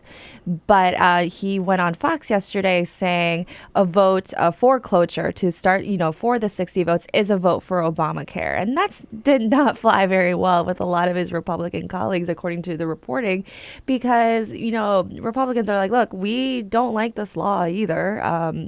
I think it was Robert Costa, the National Review, had very good reporting on this yesterday saying, Ted Cruz's fellow Republicans say, we don't like this law either, but we also don't want a government shutdown. Don't link us with Democrats in favor of this law. Right. So he has some goodwill to make up with his conference this week. Yesterday, Chris Wallace talked about the fact that Ted Cruz was going to be was on Fox News, and what happened this week when as soon as it was announced that Cruz had been booked on Fox News. Here, Chris Wallace. One of the strangest weeks I've ever had in Washington, and I say that because as soon as we listed Ted Cruz as our featured guest this week, I got unsolicited research and questions, not from Democrats, but from top Republicans who to hammer Cruz. So these are his fellow Republicans. Exactly. Sending Fox tough questions or bad information on Ted Cruz to undermine Ted Cruz. He has just alienated everybody, hasn't he? This is the kind of Republican civil war that I have not seen in a while. I mean, he has just, a lot of these, for example, all the Oppo research that Chris Wallace received, obviously sent anonymously, but his fellow Republican senators have been very critical of him just on the record, talking to us reporters and in statements. So he really, again, does have a lot to make up with the rest of his conference. And what I find really interesting that it's obviously the whole defunding Obamacare strategy was not just Ted Cruz, but the Mike Lees and the Marco Rubios and the Rand Pauls. But those three have gone pretty silent. It's Ted Cruz that's really fearlessly leading the charge here and really angered his caucus. Rand Paul said over the weekend that they're not going to defund Obamacare. And John McCain has said that as well. Pretty much every Republican has said that in the Senate. House is a little bit, the dynamics are a little different, but yeah. It's just amazing. Plus, as I mentioned earlier, outside of the Congress, the U.S. Chamber of Commerce, the Business Roundtable, Karl Rove with his PAC and everything have said, no, this is a bad idea. We should not do this. Yeah, So, I mean, it's a fight that politically they're most likely going to lose. I mean, polls already show overwhelmingly that Republicans would get the blame in a shutdown. I see the Republicans trying to change that messaging a little. They're saying, is Harry Reid and Barack Obama really willing to shut the government down over to quote unquote ram Obamacare through? But that's not really resonating yet, obviously. So isn't the reality that what's really driving this is that Obamacare, first of all, it's been on the books for 3.5 years and has proven to be fairly successful, and people who are in it like it and are taking advantage of it and have opportunities they never had before. But the fullness of it is about to kick in. Exactly. And once it kicks in 2014, and let's say another 7 million or 10 million or 20 million or whatever Americans are in there who never had health insurance before, and now they've got it for their families, Republicans know that at that point, it certainly is all over, right? They'll never, never, never get rid of it. Like Social Security or like Medicare or like Medicaid. It's here. It's good, and it's here to stay. Exactly, and that's Isn't October that what's 1st pushing it all? October 1st. I mean, just one day after this, supposed shutdown. That's when people can start signing up for these exchanges. January 1st of 2014 is when this, the overall kicks in. I think what Republicans were banking on, because we've seen a lot of delays, or at least a couple of delays from the Obama administration on different elements of the healthcare law. So that's been a sort of a part of their strategy that hasn't been discussed as widely, saying we'll vote for delays, and that essentially buys them time to change the political dynamics for a full repeal. So that's been what they've been working on. And considering delays get a lot of Democratic votes, I mean, they could succeed on that strategy if they pursued it, but the government shutdown method isn't probably going to bode very well for them. Yeah. So here it is. It's looming. We haven't even gotten to the debt ceiling crisis yet. If we get over this hump, we got another one coming just a couple of weeks away. Suman Kim covers the Congress for Politico. She's right in the middle of it all, talking to legislators from both sides, some good ideas about what might happen and where it's all going. Your questions, your comments, 866-55-PRESS. I mean, it looks like it. I think the chances are greater than 50-50. I think these people are crazy enough to shut the government down because that's really what they want to do. Let's talk about it here on the Full Court Press. Get social with Bill Press. Like us at facebook.com/Bill Press Show. This is the Bill Press Show.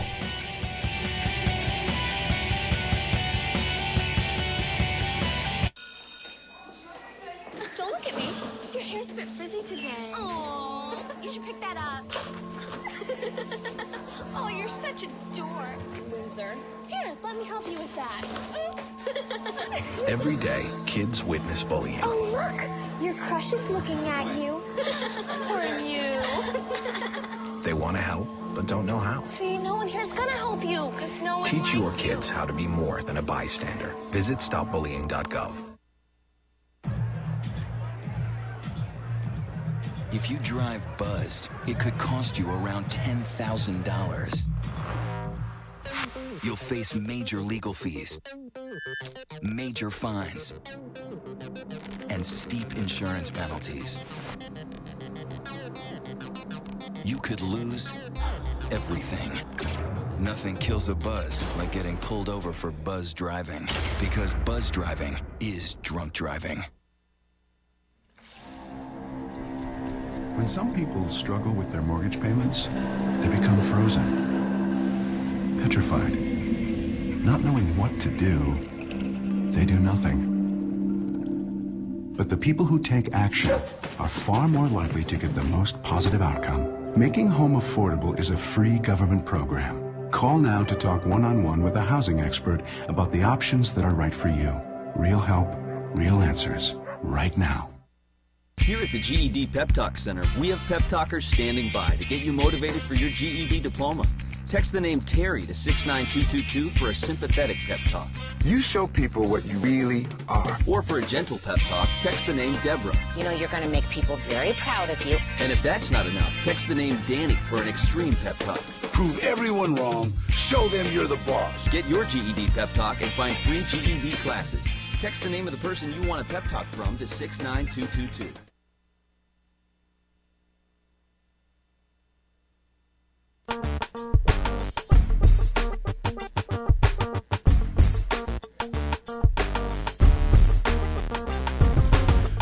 Okay, friends and neighbors, one more hour coming up, but of course we will be there on Free Speech TV. You can continue to watch, however, by going to TawkrTV. That's youtube.com/Tawkr, TAWKRTV. And coming up, Melanie Sloan, head of the Citizens for Responsibility and Ethics in Washington, will tell us about the dirtiest members of Congress. Chris Moody from Yahoo News will be here as a friend of Bill. So join us for a third hour on TawkrTV.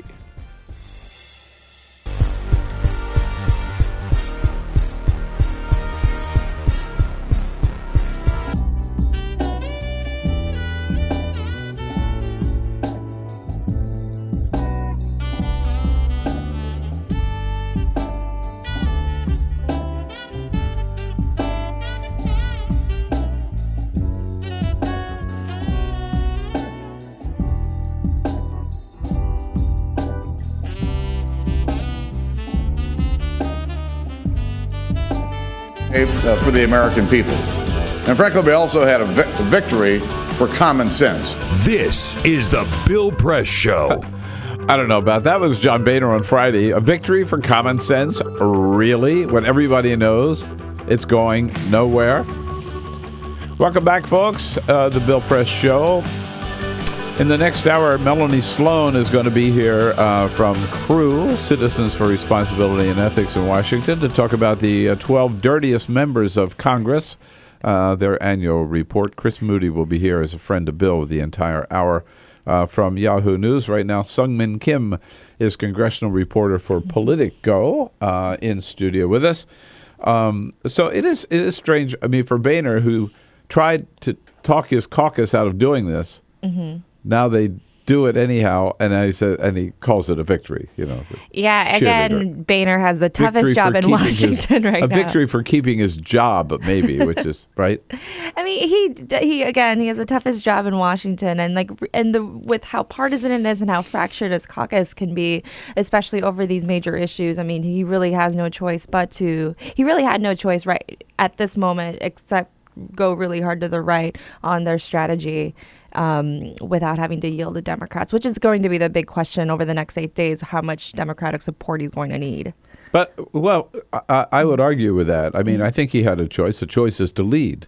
And the way to be a leader would be to put it before the full Congress and have a vote, on. But he goes by this Hastert rule, right, that the Republicans have to control the agenda. And he realizes if he went against that, he might lose his job, which is what it's all about. I'm sure that's a major concern of his. And the other times that he's in his speakership that he's really tried to be tough and kind of be really keep his members in line. I mean, remember those 4 conservatives that were kicked off the various committees because they were, basically misbehaving. That didn't really have its intended effect. They were seen mostly as martyrs more than, outcasts. So everybody knows that John Boehner is not in charge in the House. If it wasn't evident before, it certainly is very evident and obvious since Friday. Let's say hello, Sungmin, to Beverly. Beverly's calling from St. David, Illinois, on Free Speech TV. Hi, Beverly. Hi, Bill. How's it been? Everything's good. What do you think about what's going on here? Well, I believe all of these Republicans are what you call, what Nancy Pelosi said the other day, economic terrorists. I believe they're anarchists. And how many of these people are Catholic? And what would Pope Francis think about them cutting the food stamp program and cutting elderly, the poor, and disabled, and veterans off of the rolls? What do you think? No, good point. In fact, you know what? It's interesting. I don't know why we haven't heard from the. I know what Well, let's not call him Saint Francis yet. I know what Pope Francis would think about cutting off the food stamps. He would say they got their priorities wrong, and they ought to put the money back and do what Jesus said and reach out to help the poor. But I think it's interesting that we have not heard from the American Conference of Bishops on this issue. They're the ones that Pope Francis talked about last week. The American bishops are so interested I mean, so obsessed, that was his word, so obsessed with abortion and birth control and gay sex or gay marriage that they ignore other issues. They ignore poverty. They ignore the death penalty. They ignore immigration reform. They ignore these other issues they should be talking about.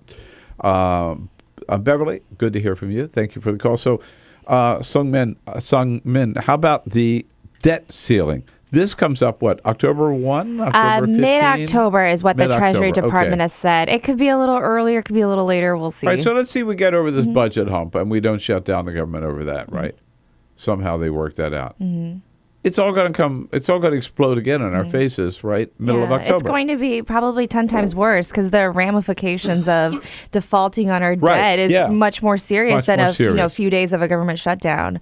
So that's what. So on this one, the House is starting a little early. I think their strategy. They're actually going to vote. They're tentatively slated to vote on a debt ceiling increase this week. That has another delay of Obamacare. It's back to the healthcare again. And once the Senate does its job with the funding bill and then sends it back, I think having that debt ceiling bill kind of on deck, that's a way for the leadership to show that that debt ceiling is the better place to fight the fight against Obamacare. But it's all a little head-spinning legislative strategy right now. So, but the idea is, look, it's Congress's job to pay our to adopt the budget and to pay the bills, right? And so it's just like us, at the end of the month, I get my credit card bill. You get yours, right? You can't at that point say, I'm only going to, you can't call up like, a blank check, any bank, whatever, Chase Manhattan, and say, I'm only going to pay my credit card bill if you do this, right? No, you have to pay your bills. And that's the thing. Like, I mean, the debt ceiling, raising the debt ceiling is just paying off the debts that you've already incurred. I know there are some members out there who are saying this gives another blank check, but it really doesn't. This is what you've already accrued. This is what stuff that Congress has already spent money on, and now they just got to pay the bills, have to pay our bills. Well, boy, I don't know how you can stomach it, to tell the truth. But keeps me on my toes. But it does indeed. You're right there in the middle of it. Suman Kim from Politico, thanks so much for coming in. Politico.com. Follow her good work. I'll be back and tell you.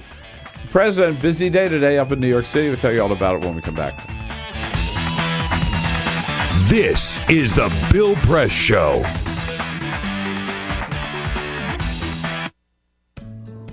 You wouldn't let money just blow out of your house. So when your AC or heater is on, make sure the doors, windows, and fireplace flue are shut tight. If you're headed out, turn down the AC or lower the heat by 10 degrees. And always keep your water heater set at 120.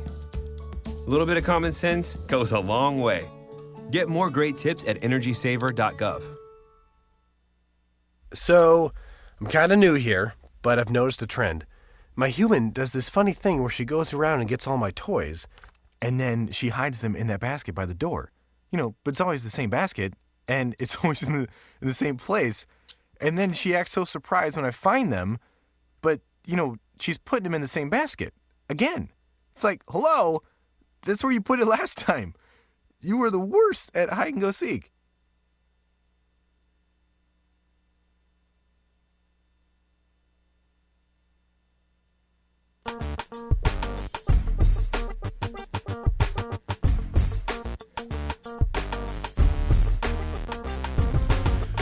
Okay, friends and neighbors, one more hour coming up, but of course we will be there on Free Speech TV. You can continue to watch, however, by going to TawkrTV.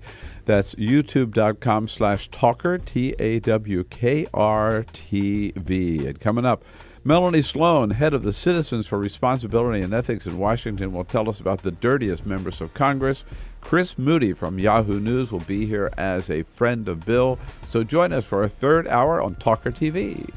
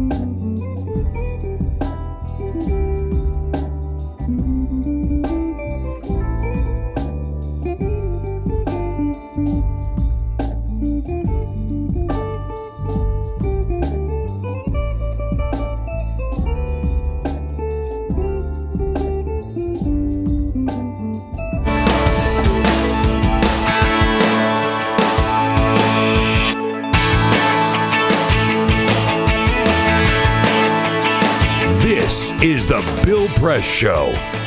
Melanie Sloan from Citizens for Responsibility and Ethics in Washington and Chris Moody from Yahoo News in the next hour here together. President Obama and the First Lady head up to New York City around noontime today to the United Nations. The president will hold a bilateral meeting with the president of Nigeria this afternoon. As soon as he gets there, then he holds a civil society roundtable meeting with a lot of activists involved in the UN at 3 o'clock this afternoon. Afterwards, a private reception with members of the United States mission to the UN and their families at the Waldorf Astoria. And tonight, he and the First Lady attend a reception for visiting heads of state and government at the Waldorf Astoria. And Jay Carney will be gaggling with reporters on Air Force One. We'll be back with another hour. This is the Bill Press Show.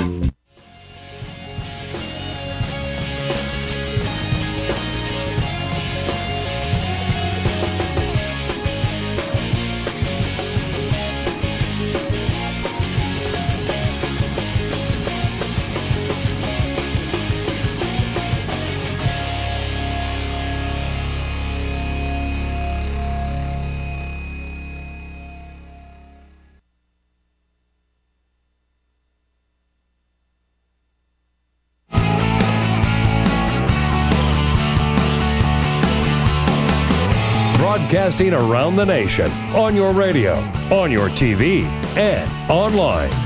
This is the Bill Press Show.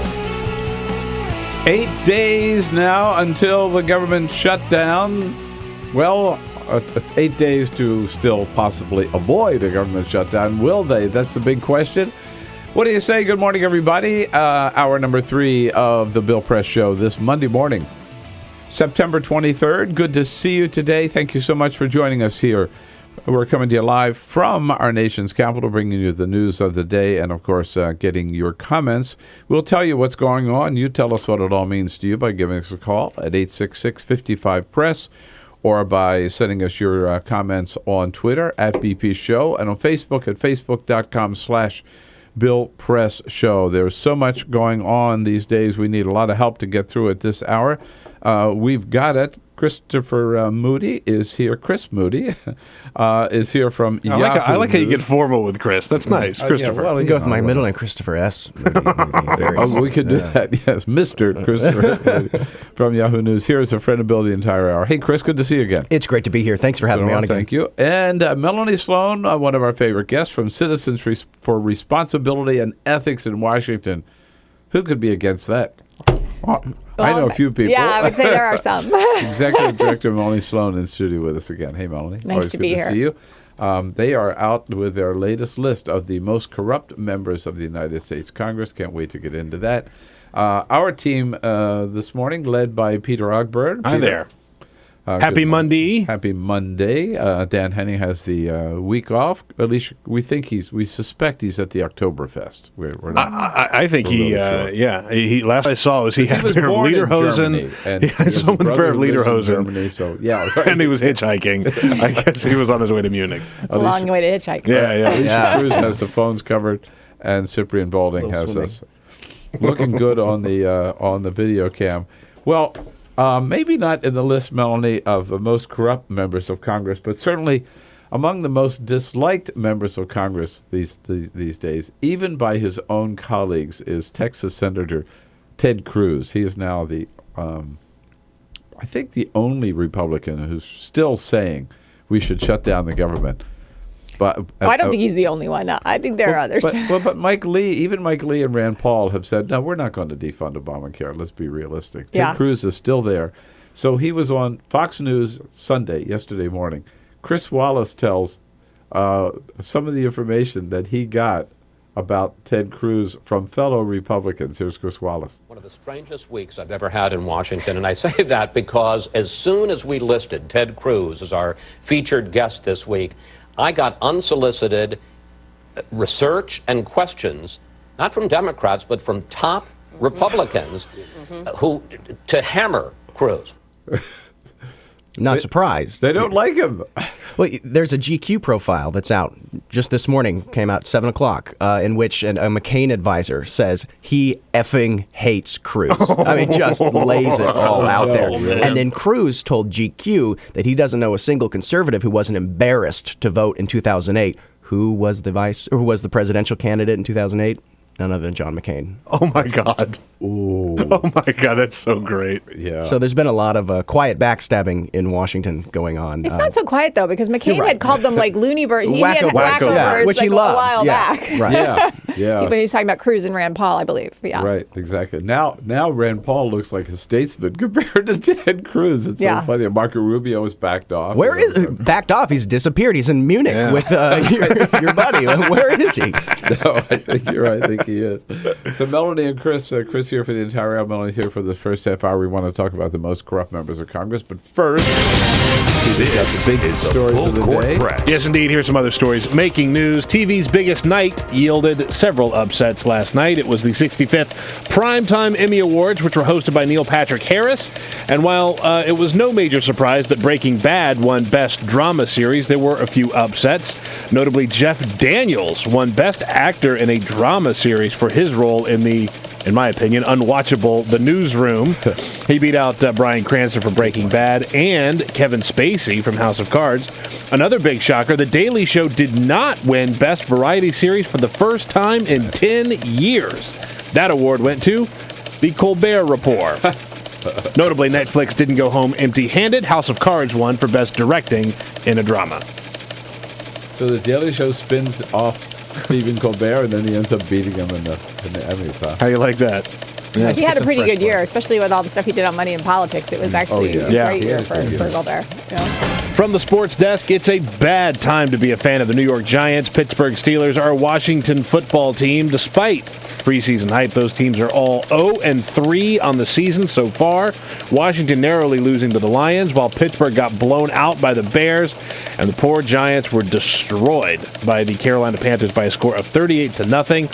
Interesting to note, this is the first time since 1932 that both D.C. and New York begin their season 0-3. Wow. It was also the first time in 75 years that the Lions beat D.C. in D.C.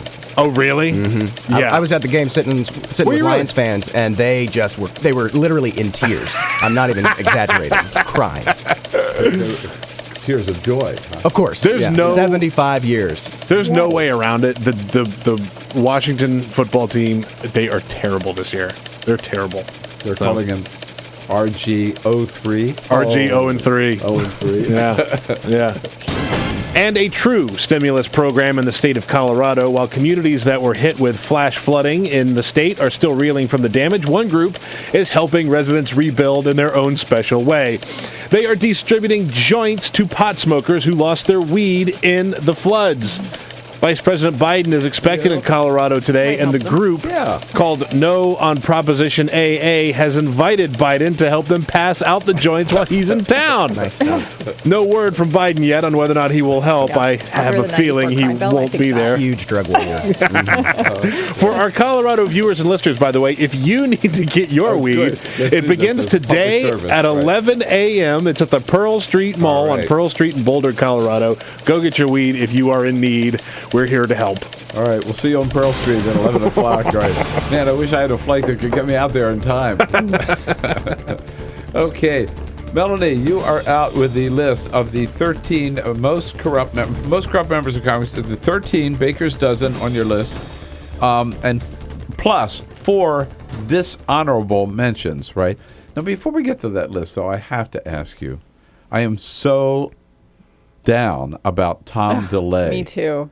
I mean, come on. We know he was guilty of laundering money. Of course we know he was guilty. And there was one dissenting opinion, a judge who dissented, who said, yeah, he was guilty. And, the way they did it, too, is they not only did they overturn the conviction, but they acquitted him. And so prosecutors are looking into whether there's a possibility of getting that reinstated. But I think that's going to be pretty tricky. So I think he's slithered away once again. I know. And he was indicted... 6 years ago? Oh, it's more than that. It's got to be in, I think, 2006, maybe. Right. Yeah. So it's just, but it's astonishing that it's managed to take so long. And part of the problem I think in Texas is, we see this problem all over the place. But judges have to stand for election, and they collect a lot of campaign contributions to do that. And DeLay has a lot of friends in Texas.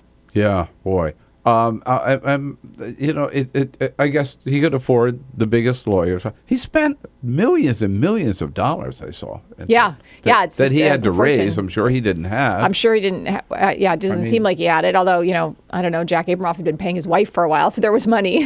He had some money that they'd put away. But clearly he had a legal defense fund, and there were a lot of people who were willing to support him through all of that. And, it's just amazing when you think of the things. Not only did he avoid culpability for this, but he avoided culpability in the entire Jack Abramoff scandal. And Abramoff used to talk about what a close friend DeLay was, and they traveled together to golf trips together. Yeah, Maldives and everything. I don't know. It's just sad. It is. He said he had the joy of Jesus in his heart, and people didn't If you saw those pictures, it looked like he had the joy of Jesus in his heart. Didn't he? Oh, sure, it had a lot of weight lifted off those shoulders after all those years. But it seems like he's still in it, still in the thick of it, that the battle is not over. I don't think he'll face prosecution again. I don't think so either. I think it's done. No. Now, on these 13, these are ones that you've identified, right? Yeah. Let's start. Who's the most corrupt? Or do you go in We don't name the most corrupt, because we put them in it's alphabetical, because I think that's always hard to say. They're all Republicans, right? No, in fact, they're not all Republicans. On the list of 17 altogether, there are 6 Democrats. 6 Democrats. 6 Democrats. So it's a bipartisan. It is a bipartisan list. Bipartisan and as I always say, if right. people who complain about it, if you feel some Democrat is missing, please call us and tell us which one it is that we didn't list who had problems and why. And why, right? All right. So give us one Republican, one Democrat, and Chris, jump in here and. Because you know these guys too. You work with them. Okay, so we're not talking. I won't say who's the most corrupt person. Who's perhaps on the Democratic side who's going to have the most problems is Rob Andrews from New Jersey. Whoa. Congressman Rob Andrews is currently under investigation by the Ethics Committee for misuse of his campaign funds for personal use. I mean, he spent a couple $100,000 of campaign funds taking his family to Scotland for a wedding and helping push his daughter's show business career out in Los Angeles. And so he has spent a significant amount of campaign funds. And while the FEC actually, and there's a ban, you can't use campaign funds for personal use. But the House ethics rules are even tighter than the FEC's rules, Federal Election Commission's rules. And I think Rob Andrews is going to be in serious trouble with the Ethics Committee for especially all the stuff he brought his daughter on, all the times he managed to go stay in the Beverly Hilton at the exact same time she had some meeting with an agent or something. And there was something else where he had a joint fundraiser and a high school graduation party for another daughter. So he's really been managing to spend campaign funds for his personal life. Is this stuff you're looking at that's happened within the last year or the last couple Some of it's happened within the last year, but some of it dates back a little. So when you're looking at Rob Andrews, then you also have to look at Representative Don Young from Alaska. And in fact, they're kind of paired because he's also under investigation by the Ethics Committee for misuse of campaign funds, among other things.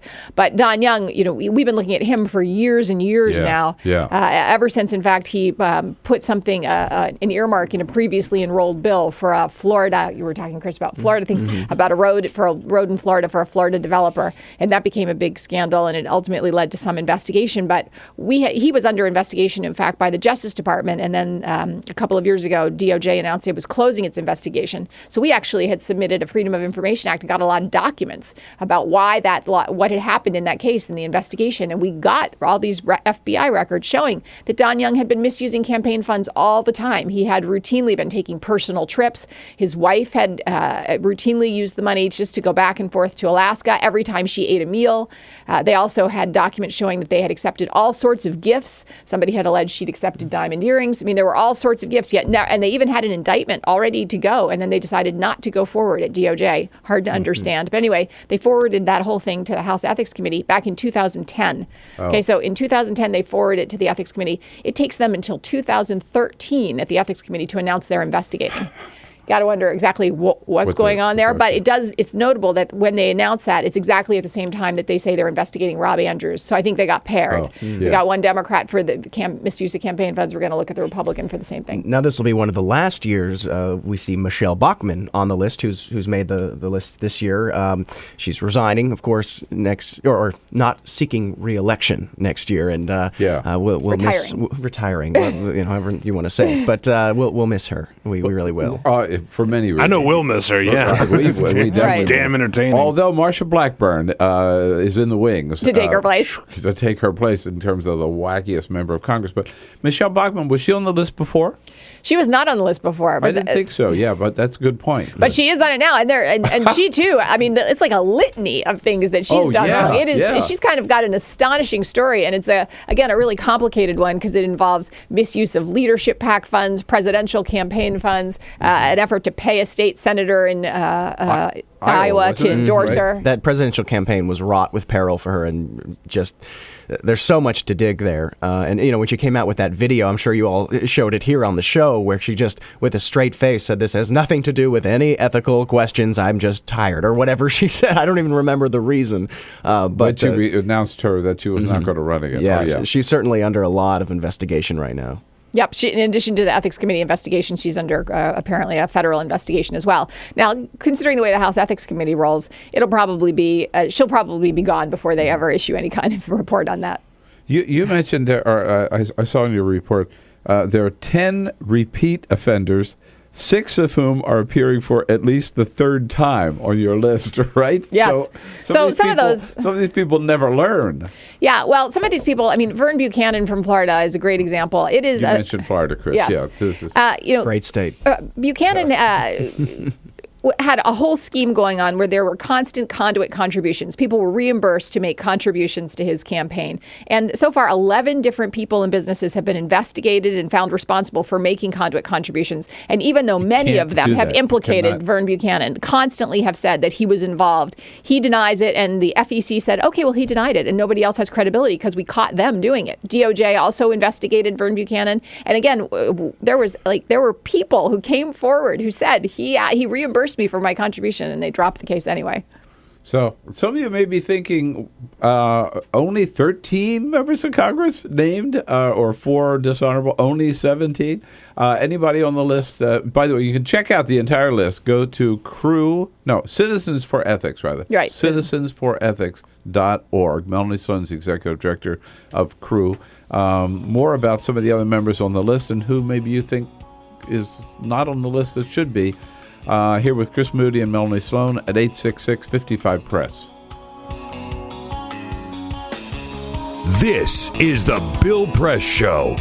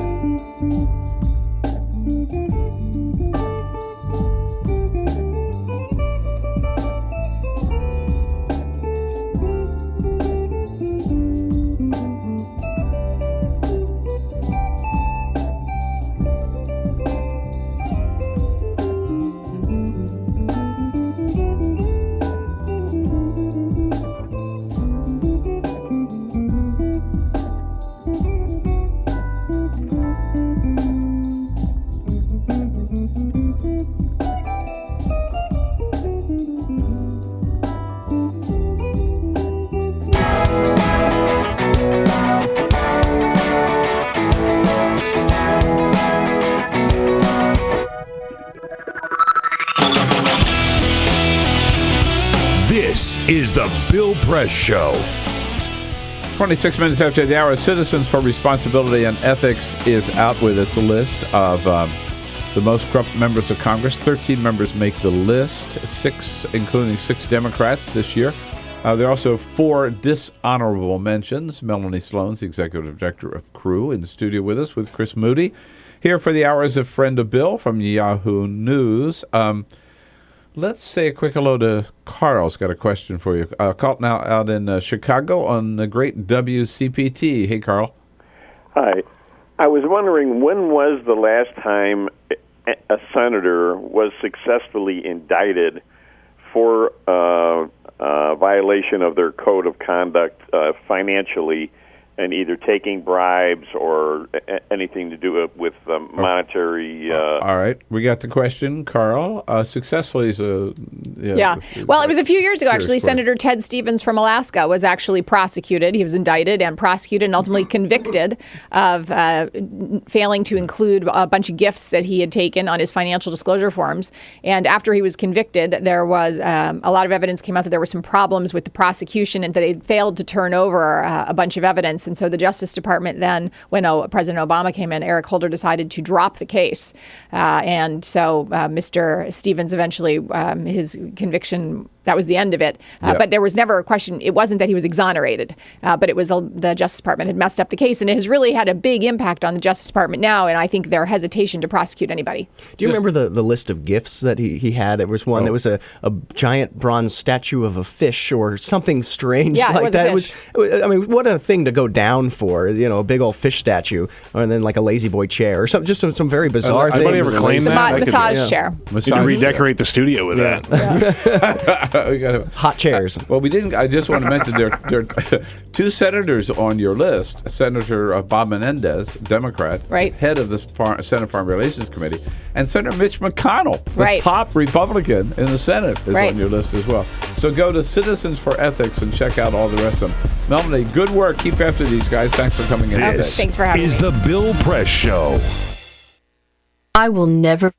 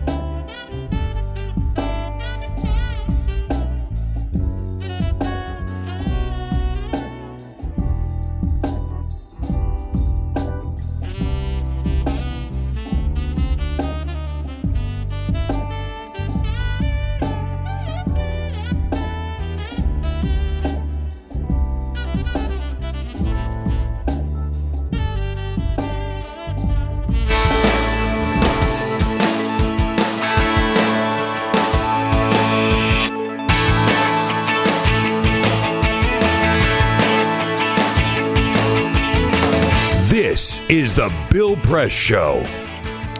Here we are, 33 minutes after the hour on a Monday, September 23rd. The Bill Press Show coming to you live from our nation's capital on your local progressive talk radio station. And you can stream the show online at TawkrTV.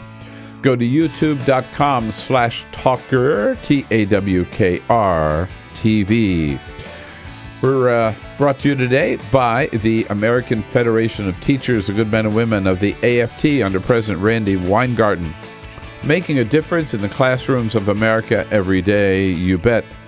Check out their website at aft.org. Here for the hour with us from Yahoo News, Chris Moody. Chris, good to have you with us today. Good morning. It's great to be back. The big news in Washington, of course, is the looming possible government shutdown over the budget deadline, which is 8 days from now, or over the debt ceiling, which is maybe a month from now, so less than a month from now. So one or the other, they think there may be a government shutdown.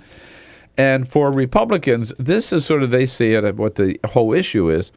It's their last chance, they feel, to nail Obamacare, to kill Obamacare, or else it's going to be here like forever, like Social Security and Medicare and Medicaid. But you've been reporting that this effort to stop Obamacare is not limited to Washington, D.C. No, absolutely not. If you follow the big conservative money, it looks to be necessarily leaving Washington and going to the states.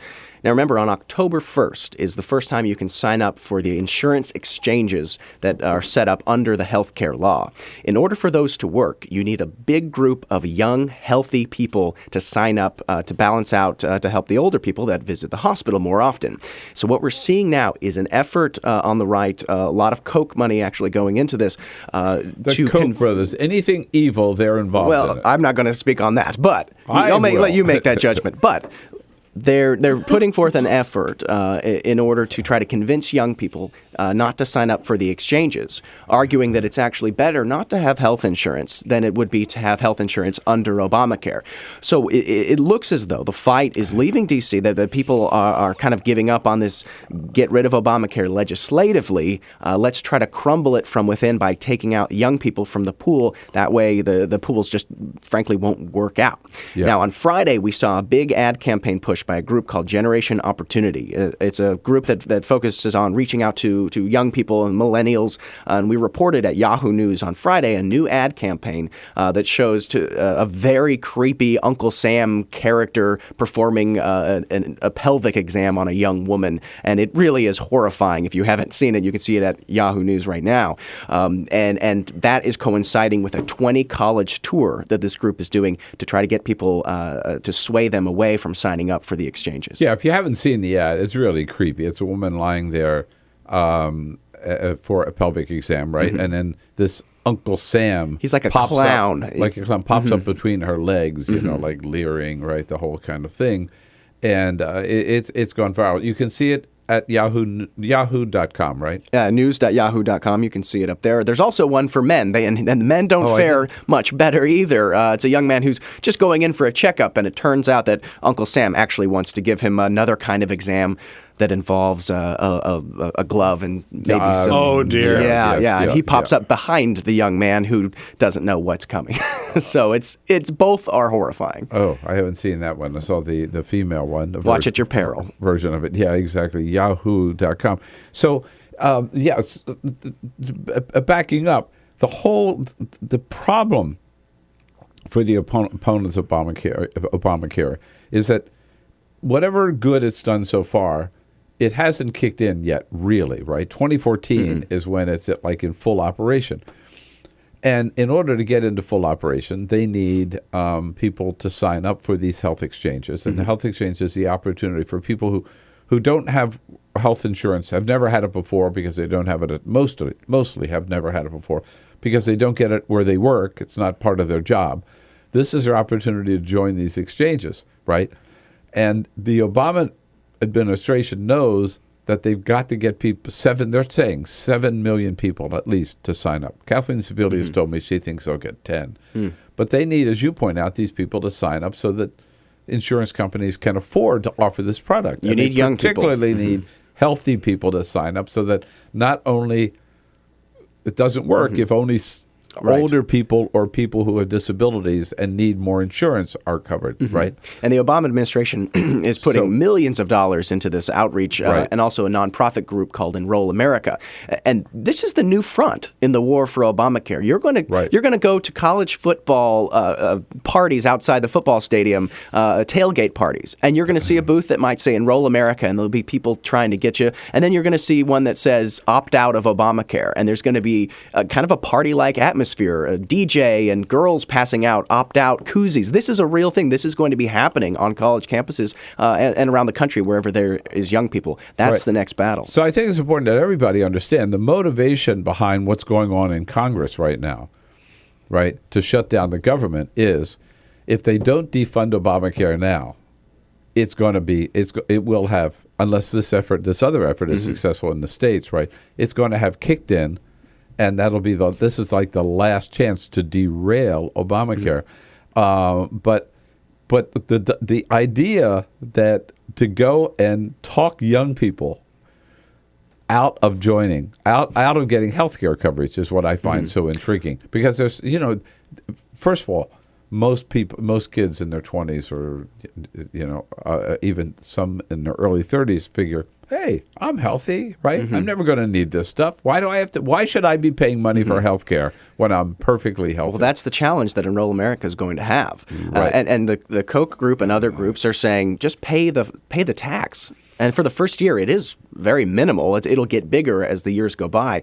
But, they are hoping that they can convince enough young people to do this. Now, best case scenario for Republicans in Washington is to delay the individual mandate, which will buy them time. I don't know if there's any Republicans who actually thinks they can really defund Obamacare, but there's plenty of Republicans who believe that they can get a delay out of this. So they've already seen it in other parts of the law. They want the individual mandate delay. How much are the Koch brothers putting into this? Do we know? $750,000 initially for this That's nothing generation. For them. Nothing. But it's also nothing compared to the money in the pro-Obamacare camp. So the conservatives are certainly outfunded, at least for now, in this messaging effort. Yeah, that won't be for long. We'll see. No, I mean, it seems Koch brothers have unlimited money that they are willing to put in themselves, but also they've always been able to get their corporate allies in their PACs, right, to give, I forget now how much money they spent trying to defeat President Obama in 2012. Lots. More than Oliver. Right, a lot more than $750,000.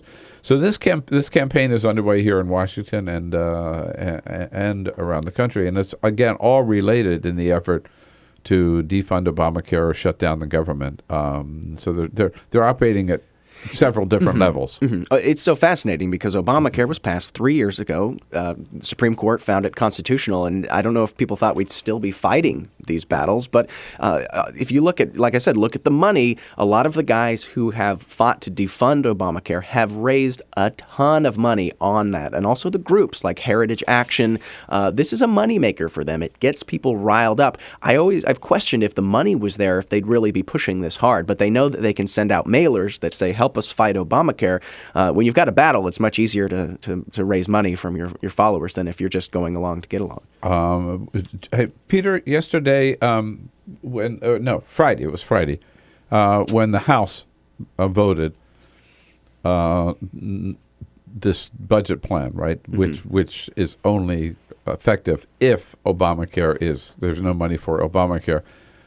John Boehner, first of all, he called it a victory, and then he made it very, very clear, that second cut, Peter, on what this is, very clear what this is all about. Here's It's John time Boehner. for us to say no. It's time to stop this before it causes any more damage to American families and American businesses. Didn't he look like a hostage victim when he was standing up there in front of all the other Republicans? I mean, he didn't want to do this from the beginning, and here he is. You know why? He looked like it because he is. Right? Right. It's like all the Republicans behind him had a gun to his back or something, and he's like, okay, we'll do this, fine. This is John Boehner, who went in front of his caucus, echoing, by the way, what the Wall Street Journal has said, the Business Roundtable, the U.S. Chamber of Commerce, Karl Rove, and John McCain have said, don't do this. This is a bad idea for the party, right? We're not going to win this battle. All of them have said that. John Boehner tells the caucus that, and 80 Republicans say, we don't care. We have signed a letter. We're going to do this anyway. Mm-hmm. So John Boehner waves a white flag, goes along with it, and then when they do it, he walks out, as you point out, in front of them, standing in front of them. And we've seen this before, says, right? This is a great victory. Yeah, it didn't right. seem very genuine. Chris Moody here from Yahoo News. You've heard this is the full effort, the full court press, if you will, on their part in Washington and in state after state after state to try to derail Obamacare now, just at the time that the health exchanges are kicking in, because they know if enough people sign up, boy, this train has left the station. 866-55-PRESS, your comments welcome. Invite your comments coming up here as we continue with Chris Moody on The Bill Press Show. Get social with Bill Press. Like us at facebook.com/Bill Press Show. This is The Bill Press Show.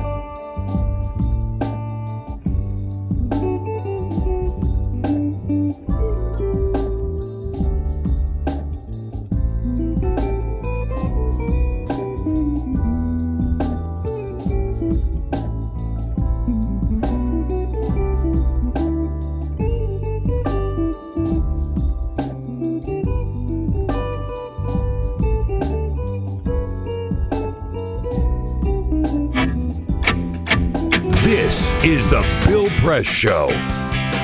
13 minutes before the top of the hour here, Chris Moody in the studio with us from Yahoo News. Chris, let's talk about the political situation in general. A lot is riding in this battle we were just talking about over healthcare and shutting down the government in terms of both 2014 and 2016, right?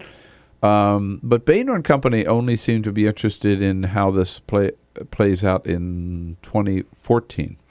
That's right. I mean, let me put it this way. Sorry. But a lot of establishment Republicans are saying, what you guys are doing is, in terms of immigration reform and now shutting down the government, is really going to kill us in 2016. Well, it puts a lot of them in a box where they just have really no choice here, but they have to vote, of course, to defund Obamacare because they can't be on record, say a Republican cannot be on record not voting for something like that, even if the consequences do mean a government shutdown. Now, 2016, what this has done is put guys like Ted Cruz in a very firm footing with conservatives, hardline conservatives for 16, where he can separate himself. And he said, when no one else fought, I fought. And that's what you're going to see for 16. We were all talking about Rubio a little bit earlier. Where did he go? I mean, he did this immigration thing. They got it passed through the Senate, and then he has just disappeared.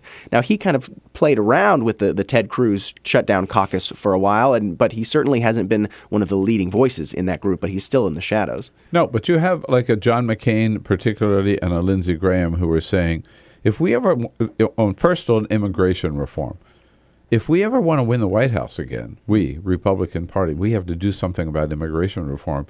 Now, John McCain and people like Karl Rove are saying, if we ever want to win the White House again, we can't be shutting down the government, right? This is not going to help us. But again, the Tea Partiers, at least in the House Republicans, they care more about their district and the House, right, than they do about the White House. Well, there's certainly been an internal struggle in the party going on right now. For the past at least a couple of months, Ted Cruz has been paying for ads to tell Republicans to call their lawmakers to tell them to, do this shutdown government scheme with Obamacare. And that has angered a lot of Republicans that are getting all these calls, and it's all drummed up by Ted Cruz. That's why you saw the frustration bubble over last week against this guy.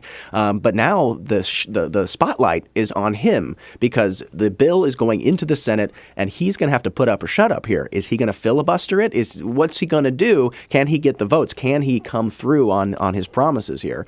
And it doesn't look like they're really going to be able to do that. It is a civil war sort of inside the Republican Party, right? And we played this clip earlier. I'd like to play it again for you. So Ted Cruz is booked on Fox News Sunday, yesterday morning. This is just an insight on what's happening in Washington today, with Ted Cruz standing alone among his fellow Senate Republicans saying, no, the House is doing the right thing, and we've got to, we in the Senate should do the same thing and defund Obamacare. Once it was announced, well, I'll let Chris Wallace tell us the story, what he hears from Republicans in Washington. One of the strangest weeks I've ever had in Washington, and I say that because as soon as we listed Ted Cruz as our featured guest this week, I got unsolicited research and questions, not from Democrats, but from top Republicans who to hammer Cruz. I believe it. Yeah, they're there undermining their own guy. But when you're running ads telling people to call your own party and put them in this really tough position, people get frustrated when you start messing with the people in their districts. And it doesn't surprise me a bit that people are shoveling Oppo all around town. Just a quick word on, President Obama.